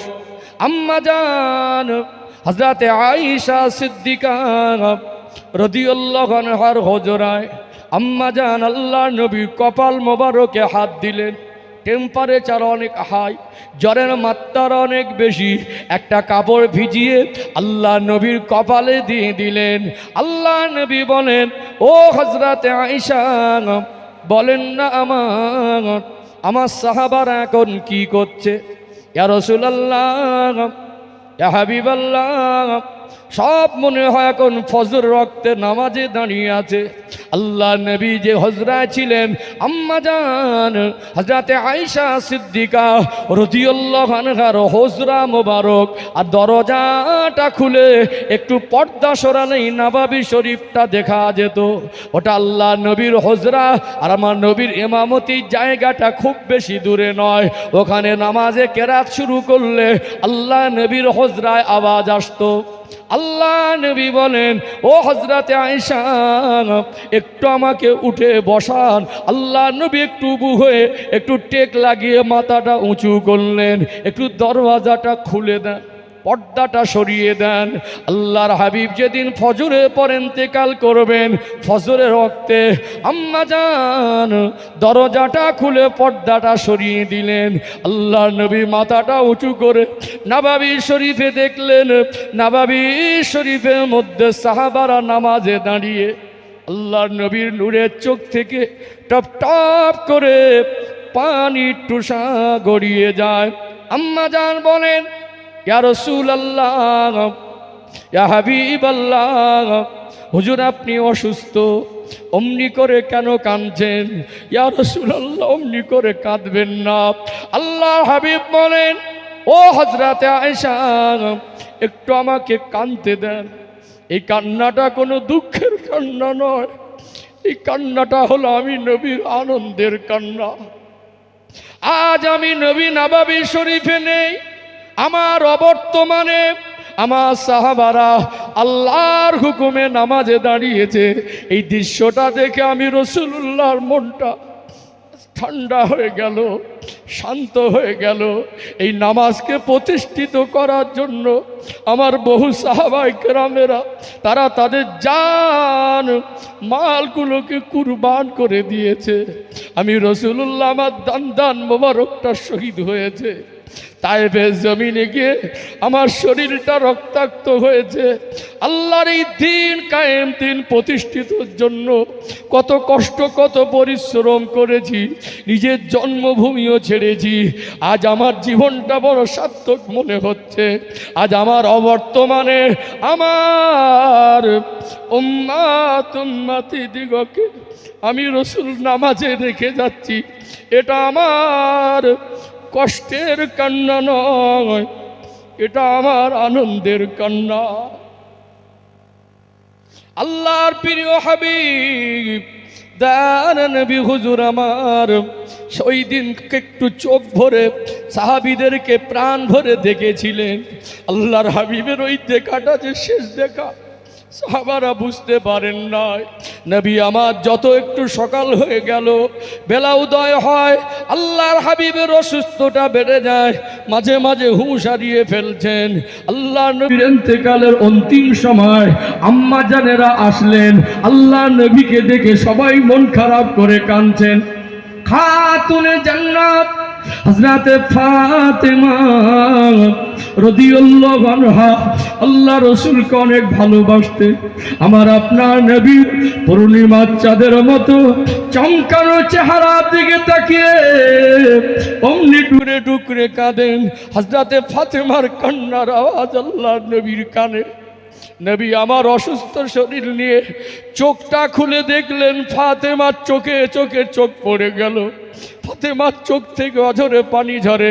আল্লাহর প্রিয় হাবিব ওই অবস্থায় ইশারা করে ডাকে, ও মা, ও আমার ফাতেমা এদিকে এসো মা, অসুস্থ নবী আমার হযরতে ফাতেমাকে সান্ত্বনা দেন। ফাতেমা অমনি করে কেঁদো না ফাতেমা, ছোটবেলায় তুমি ছিলে, তোমার মা খাদিজা দুনিয়া থেকে চলে যাওয়ার পরে আমি তোমাকে সব সময় আগলে রাখি।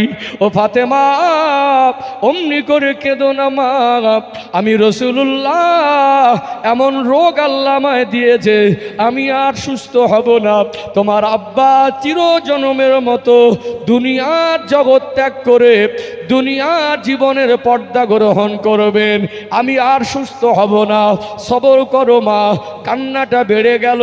আল্লাহর হাবিব বলেন, আমার ফাতেমা যে সংবাদ শুনেছে, ফাতেমার কান্না বেড়ে গেল। আবার কানে কানে ডেকে কি যেন বললেন, কান্নাটা বন্ধ হয়ে গেল। আল্লাহ পাক আমার হাবিবের কাছে হযরত আজরাইল আলাইহিস সালামকে পাঠালেন। আল্লাহর হাবিব সেই দিন উজু করবেন, আম্মাজানকে পানি আনতে বললেন, এর মধ্যে বেহুশ। কষ্ট করে উজু করলেন, মেসওয়াক করবেন, মেসওয়াকটা এমন একটা পজিশনে ছিল একটু চিবিয়ে নরম করার প্রয়োজন ছিল। আম্মাজান বলেন, ইয়া রাসূলুল্লাহ হাবিবাল্লাহ, হুজুর একটু কি মেসওয়াকটা চিবিয়ে নরম করে দেব? আম্মাজান হযরতে আয়েশা সিদ্দিকা রাদিয়াল্লাহু আনহা মেসওয়াকটা চিবিয়ে নরম করে দিলেন। আল্লাহর হাবিব ওটাকে নিয়ে মেসওয়াক করে কষ্ট করে উজু করলেন। ইন্তেকালের অন্তিম সময় আজরাইল আলাইহিস সালাম আসলেন, ইয়া রাসূলুল্লাহ, ইয়া হাবিবাল্লাহ, হুজুর একটু যদি অনুমতি দিতেন, আল্লাহ পাক পাঠিয়েছেন, তাহলে আপনার জান কবজ করতাম। অনুমতি না দিলে বেয়াদবি করব না, মোলাকাত করে ফিরে যাব। আল্লাহর হাবিবের চোখ ভরা পানি। নবী আমার মনে পড়ে গেল কোটি কোটি উম্মাতিদের কথা। আমি রাসূলুল্লাহ তো চলে যাব, এবার আমার উম্মাতিদের উপায় কি হবে? আল্লাহ তাআলার প্রিয় হাবিবকে, আমার আপনার নবীকে এত বেশি ভালোবাসতেন। নবী যখন অসন্তুষ্ট হয়েছেন, আমার আল্লাহ তখনই সান্ত্বনা দিয়েছেন। জিবরাইল আমিন আলাইহিস সালামকে পাঠালেন, যান আমার হাবিবকে কাঁদতে মানা করুন, আমার হাবিবকে চিন্তিত হতে মানা করুন, আমার হাবিবের উম্মতের ব্যাপারে চিন্তিত হয়ে আছেন, আপনি গিয়ে সুসংবাদ দেন। আমার হাবিবের যারা প্রকৃত অনুসরণ করনেওয়ালা উম্মাত হবে, আমি আল্লাহ কিয়ামত পর্যন্ত তাদেরকে হেফাজত করব। জোরে বলুন সুবহানাল্লাহ। আমাদেরকে নবীর অনুসরণ করতে হবে, নবীর ভালোবাসা হৃদয়ে জায়গা দিতে হবে। খাওয়ায় সুন্নাত, চলায় সুন্নাত, ছাটকাটে সুন্নাত, বলায় সুন্নাত, ব্যবসায় সুন্নাত, সুমানে সুন্নাত। আমাদের নবীর সুন্নাত তরিকায় জীবনযাপন করা দরকার আছে না নেই? আল্লাহর প্রিয় হাবিবকে অনুসরণ করতে হবে। সেই নবী আমার জিবরাইল আমিন আলাইহিস সালামের আগমনের পরে একটু শান্ত হলেন। আল্লাহর প্রিয় হাবিবের যখন জান কবজ করছেন, তখন আমার রাসূলুল্লাহ বারবার তানার হাত মোবারক সিনায় ঘষছিলেন, আর কপালে ফোঁটা ফোঁটা ঘাম বেরিয়ে মুক্তার দানার মতো জ্বলছিল। আল্লাহর হাবিব তিনি বলছিলেন, নিশ্চয়ই সাকরাতুল মৌতের কষ্ট বড় কষ্ট। আজরাইল আলাইহিস সালাম বলেছিলেন, ইয়া রাসূলুল্লাহ হাবিবাল্লাহ, আমি জীবনে এত মখলুকের জান কবজ করেছি, আপনাকে এত সম্মান আর তাজিমে আপনার জান কবজ করা হচ্ছে। ইতিপূর্বে কারো জান এত সহজভাবে আমি আজরাইল কবজ করি না। আল্লাহর হাবিব তারপরও সিনার উপরে হাত ঘষছিলেন। ও ভাইরা বাবাজিরা, মৌতের কষ্ট বড় কষ্ট। আল্লাহ নবী জীবনের শেষ কয়েকটা বাক্য ছিল, আল্লাহুম্মা ফির রফিকিল আলা, বড় দোস্তের সঙ্গে মোলাকাত, আসসালাত আসসালাত ওমা মালাকাত আইমানুকুম আসসালাত। আল্লাহ নবী বলছিলেন নামাজ, আমার উম্মতেরা নামাজ। আর এতিমের সম্পদ আল্লাহর হাবিব সতর্ক করে গিয়েছিলেন। আল্লাহ নবী হুজুর আমার তিনি বলছিলেন বড় দোস্তের সঙ্গে মোলাকাত, আর সিনায় হাত ঘষছিলেন। আল্লাহর প্রিয় হাবিব তানাকে আল্লাহ সব থেকে বেশি সম্মানিত করেছেন, সব থেকে বেশি ভালোবাসেন। সেই নবীও যদি ইন্তেকালের সময় কষ্ট অনুভূতি করে, আমাদের কেমন হালাত হবে? মৌতের হাত থেকে কেউ বাঁচতে পারবো না, মরণকে স্মরণ করেন। আজ যে কথা আমার আলোচনার বিষয়বস্তু ছিল, সন্তানকে যদি ছোটবেলায় দিনদার না বানায়, পারিবারিকভাবে তাদেরকে দিনের শিক্ষা না দেয়, মরণের সময় ঠকাবে, মরণের সময় শান্তিতে মরতেও দেবে না। একটা মানুষ অসুস্থ হলে ইসলাম ধর্মের আদেশ হলো মানুষটাকে কলেমা শরীফের তালকিন দাও। তালকিনের অর্থ প্রেশার ক্রিয়েট করা যাবে না, পড়ো পড়ো বলে জোর করা যাবে না, কলেমা শরীফটা শোনাতে হবে। এই শোনানো পড়ানো নয়, বরং শোনানো। এর একটু ব্যাখ্যা দরকার আছে না নেই? আছে না? মৌতের সময় খুব কঠিন সময়।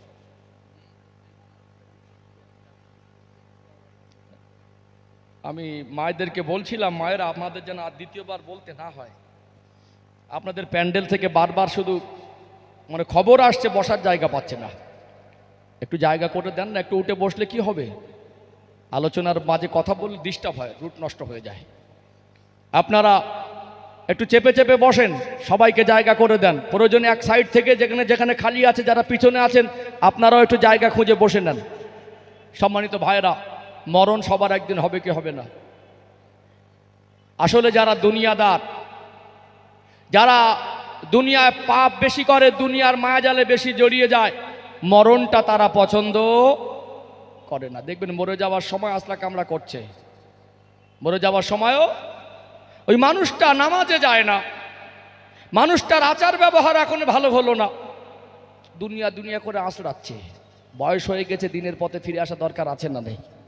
মোমেন মৌতকে ঘৃণা করে না, মোমেনের কাছে মৌতটা হলো তোহফা, উপহার।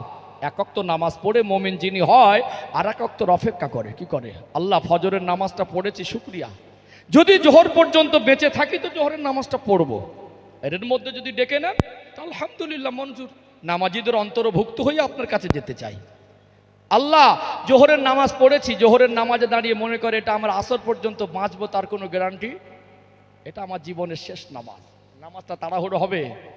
এখন 5G মোবাইল, ইন্টারনেট কানেকশনে 5G, আর কিছু কিছু নামাজি হয়েছে 5G নামাজি।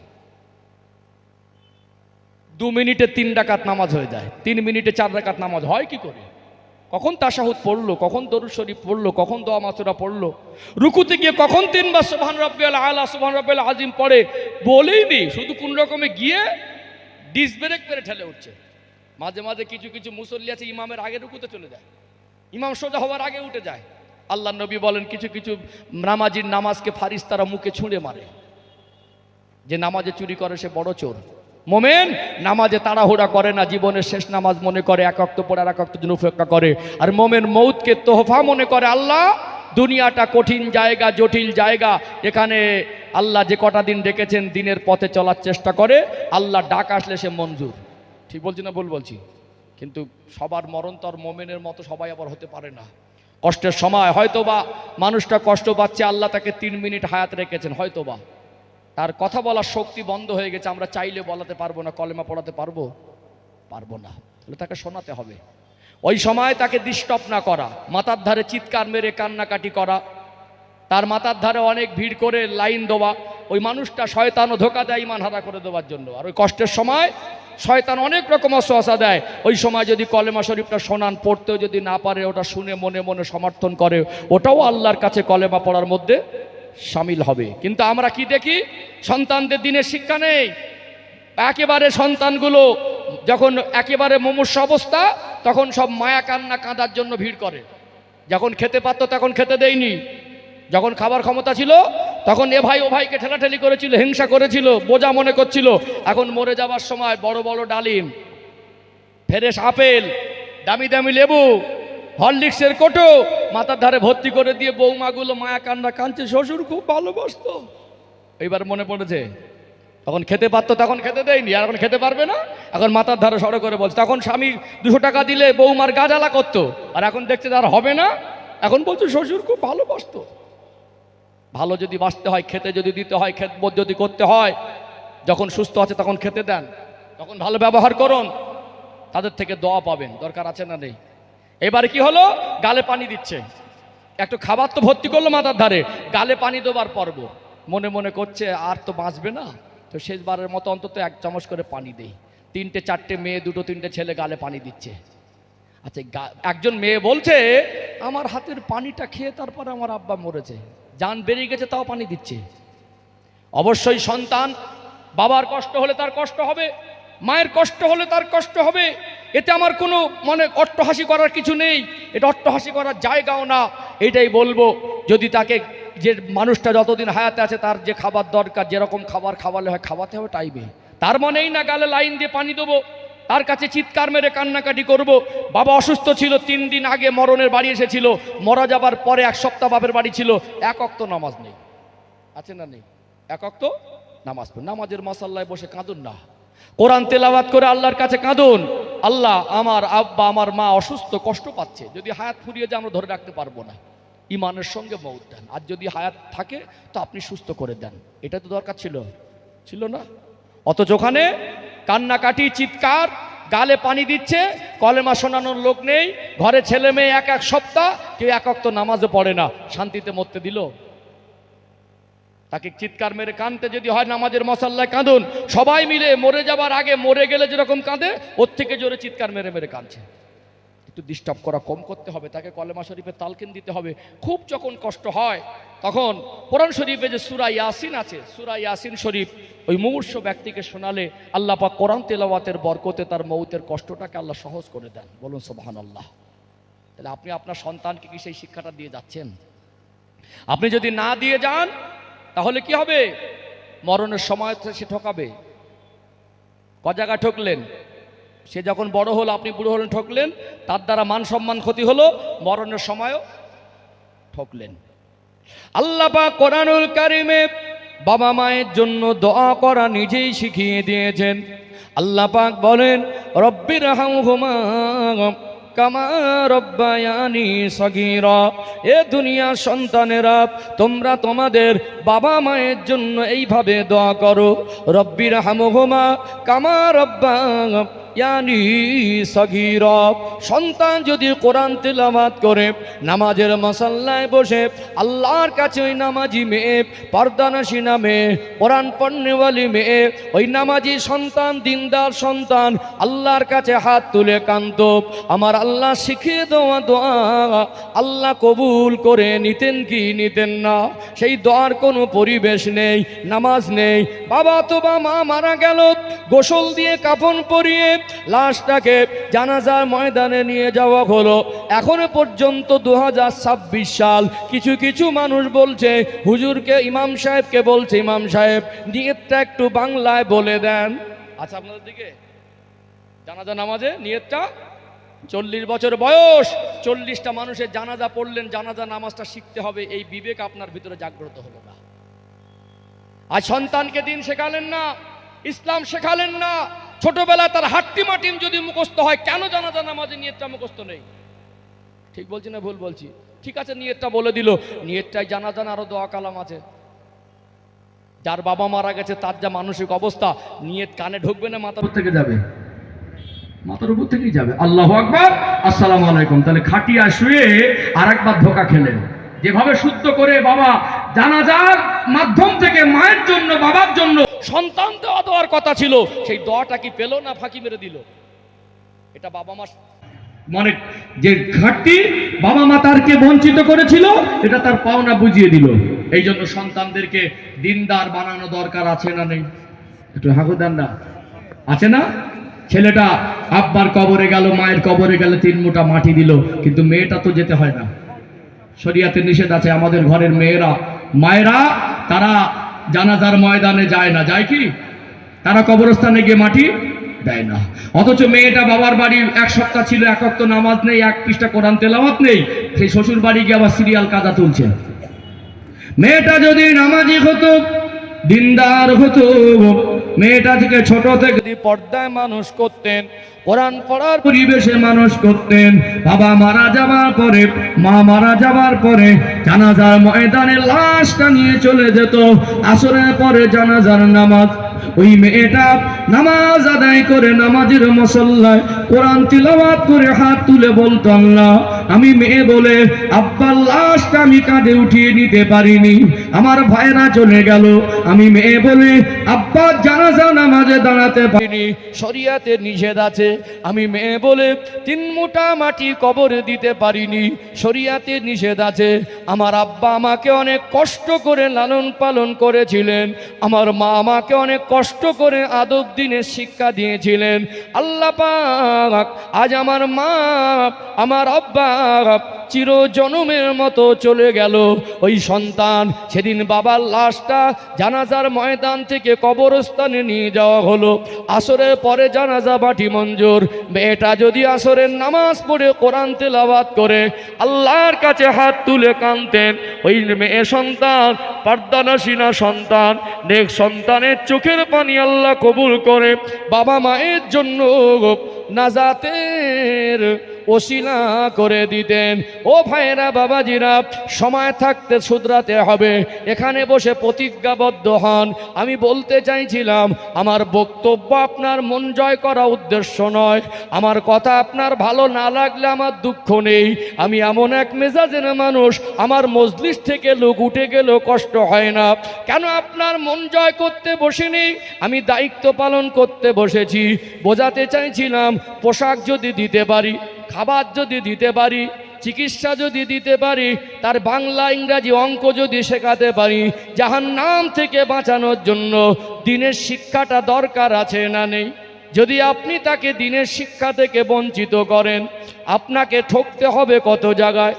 যদি আমরা প্রচেষ্টা না করি, আমরা দায়িত্বশীল না হই, এই রকম জলসা 365 দিন দিয়ে মসজিদে ব্র্যান্ডেড কোম্পানির এসি লাগিয়েও নামাজি ভরানো অতটা সহজ হতে পারে না। কথা কি বুঝতে পারছেন? অতটা সহজ হতে পারে না। সব কি এমনি এমনি হয়? আমরা যে খাবারটা খাই, এই ভাতটা কি এমনি এমনি গালে উঠে গেছে? একটা চাল দানা তৈরি হতে কত মানুষের হাত লেগেছে বলো তো, প্রথম থেকে চাষ থেকে শুরু করে। খাবারটা যে খাই এমনি এমনি গালে ওঠে নাকি? একটু হ্যাঁ দেন না, গালে ওঠে এমনি এমনি?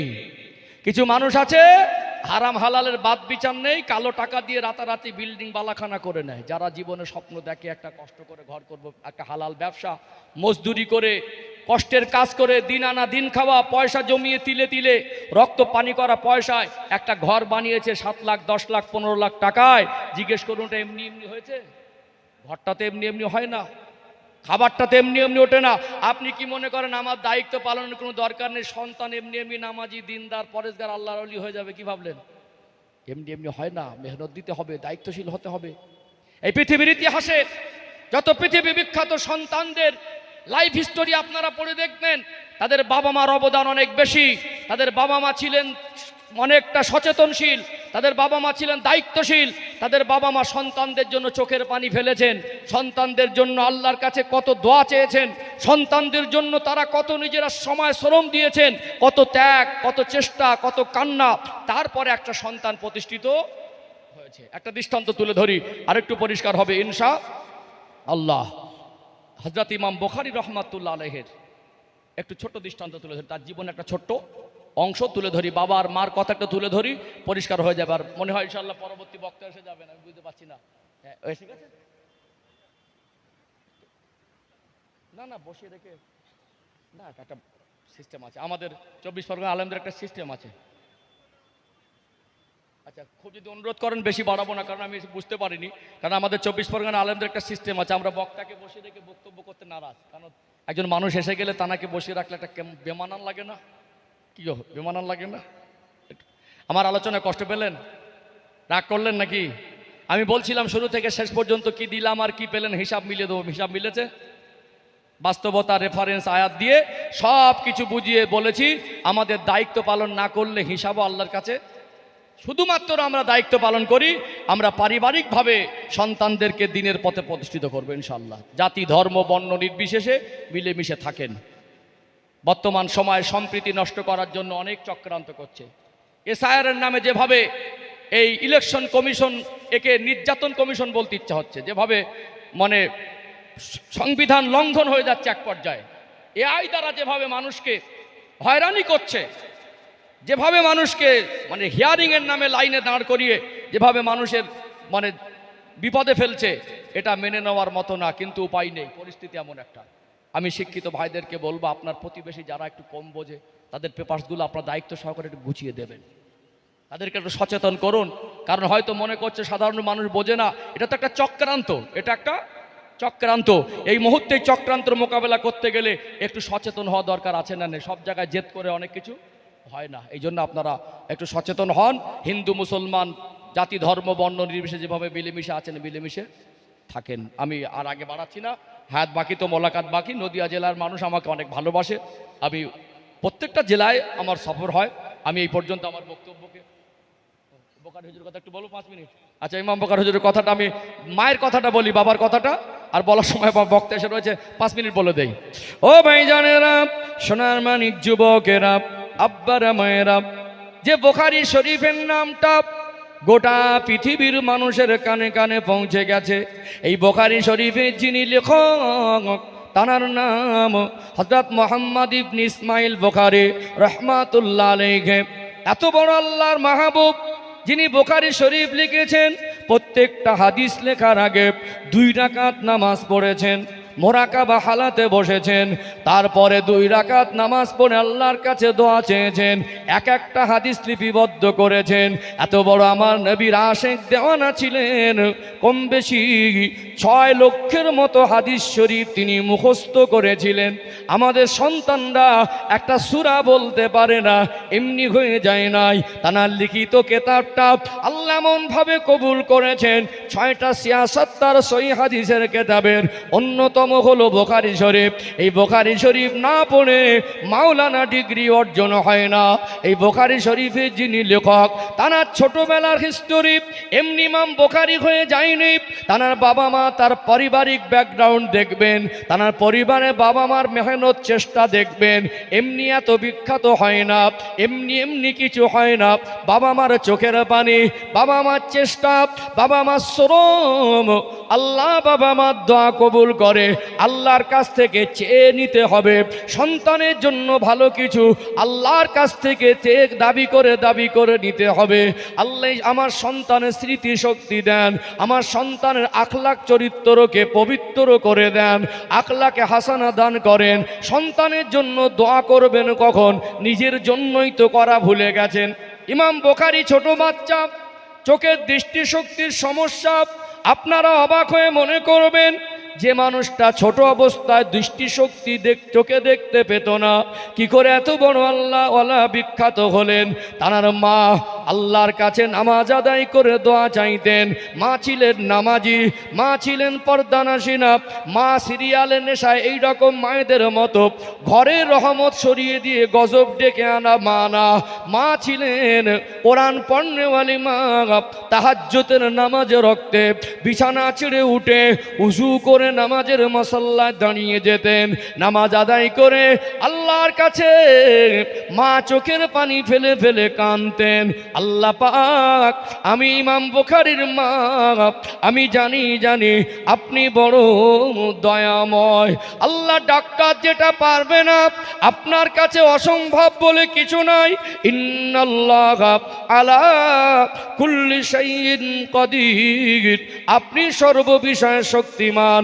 আল্লাহ আপনার হাবিব বলেছেন, মায়ের দোয়া কবুল হয়, একবার ফিরিয়ে দেবেন, 2 বার ফিরিয়ে দেবেন, 1000 বারও যদি ফিরিয়ে দেন, আমি মা আপনার রহমতি দরবার থেকে মুখটা ফেরাবো না। তারপরে আমি বলবো, আপনি দয়াময়, আমার বাচ্চার চোখের দৃষ্টি শক্তি ফিরিয়ে দেন। প্রতিনিয়ত কাঁদতেন। মায়ের ঈমান কি ছিল, আল্লাহর উপরে ভরসা কতটা ছিল, আল্লাহ যতদিন না আমার দোয়া কবুল করবেন আমি কান্না বন্ধ করব না। আমার আল্লাহ তার মায়ের দোয়া কবুল করে ছোট বাচ্চা হযরত ইমাম ইমাম বুখারী রাহমাতুল্লাহ আলাইহির চোখের দৃষ্টি শক্তিকে ফিরিয়ে দিয়েছিলেন। এমনি শুধু চোখের দৃষ্টিশক্তি ফিরে পায়নি, মার কত ফোঁটা চোখের পানি জমিনে পড়েছে। তারপরে তার বাবা মা এমন এক নেক পরিবার ছিল, বাবা মা এমন এক সচেতন বাবা মা ছিল, সন্তানের জন্য এমন দোয়া চেয়েছেন, তার সন্তান শুধু চোখের দৃষ্টিশক্তি ফিরে পায়নি, আল্লাহ তাকে কিয়ামত পর্যন্ত পৃথিবী বিখ্যাত বানিয়ে দিয়েছেন। আপনি সন্তানকে হাত ধরে মসজিদে নিয়ে যাওয়া যদি অভ্যস্ত না করেন, আপনি মা সন্তানকে যদি পর্দার পোশাক না পরে অভ্যস্ত করেন, আপনার সন্তান দুদিন পরে অসৎ সঙ্গ দোষে পড়ে মদ খাবে, দুদিন পরে গাঁজা খাবে, দুদিন পরে মেলা ঘুরতে যাবে। ওর মাথায় এখন ঢুকে গেছে মোবাইল, পাবজি, ফ্রি ফায়ার। মাথায় ঢোকার কথা ছিল ইসলামের জ্ঞান, মাথায় ঢোকার কথা ছিল বাবা মার আদব, মাথায় ঢোকার কথা ছিল বড়কে সম্মান করা, মাথায় ঢোকার কথা ছিল ন্যায় নীতি আদর্শ, মাথায় ঢোকার কথা ছিল ইসলামের আদর্শ। সেগুলোকে আমরা না দিয়ে এখন মোবাইলে ডুবে, নাটকে ডুবে, সিনেমায় ডুবে, গাঁজায় ডুবে, মদে ডুবে। আপনি কোনো ব্যাপার না, খেলা দেখছেন তো, যত সময় গড়াবে আপনার বিপদ তত বেশি হবে। 3-4 বছর একটু মেহনত দেন, আপনার সন্তান ডক্টর করে, হাফেজ আলেম, মাওলানা, মুফতি নাই বা করেন, কোনো পরোয়া নেই। দিনের শিক্ষা থেকে বঞ্চিত করা যাবে না, বেসিক শিক্ষাটা দিতে হবে। 3 বছর বয়সে যদি কথা বলে, 5, 6, 7 বছর, এই 3-4 বছর একটু বাড়িতে সময় দেন। যদি না পারে একজন ইমামের কাছে বসান, যদি আল্লাহ আপনাকে আর্থিক সচ্ছলতা দেয়, একজন ইমামকে, একজন আলেমকে বাড়িতে এনে বসান, ইনশাআল্লাহ দেখবেন সন্তানটা ছোট থেকে ইমানের ভিত তৈরি হয়ে যাবে। ইনশাআল্লাহ ছোট অবস্থায়, নিষ্পাপ অবস্থায় ওর ভিতরে একটা দিনের ভিত তৈরি হলে তার একটা মজবুতি আলাদা। ভাষায়, ভঙ্গিতে, আলোচনা, শব্দ চয়নে কষ্ট পেলে ক্ষমার নজরে দেখবেন। আমার পরবর্তী বক্তা এসেছেন, আমি নিজেই ক্ষমা প্রার্থী, এইভাবে আমি বসিয়ে রেখে বক্তব্য করে অভ্যস্ত না। আপনারা পরিবেশটাকে নষ্ট করবেন না, যেহেতু প্রাথমিকভাবে অনেক কষ্ট করে একটা জায়গায় এসেছে। একে এত অজু ইস্তেঞ্জার প্রয়োজন হলে 1-1 করে উঠলেন, আমি উঠে যাবার সাথে সাথে পরিবেশটা নষ্ট করবেন, এতে বক্তার মন ভেঙে যায়। আমি এই পর্যন্ত ইতি করছি। বিশেষ করে যারা কমিটি ভাইরা খাটাখাটনি করেছেন, যারা আর্থিক সহযোগিতা করেছেন, আজকে যারা এসেছেন, আল্লাহ এই গ্রামবাসী, মহল্লাবাসী, আশপাশে এলাকা সবার জন্য আমি দোয়া করি, আল্লাহ দুনিয়া আখেরাতের সার্বিক কল্যাণ দেন। আপনারা আমার জন্য দোয়া করেন, যতদিন আল্লাহ হায়াতে রেখেছেন আল্লাহর জন্য ইখলাসের নিয়তে দিনের খেদমত করতে পারি, আল্লাহ আমাকে তৌফিক দান করেন। বলেন আল্লাহুম্মা আমিন। আমা আলাইনা ইল্লাল বালাগ। আসসালামু আলাইকুম ওয়া রাহমাতুল্লাহি ওয়া বারাকাতুহু।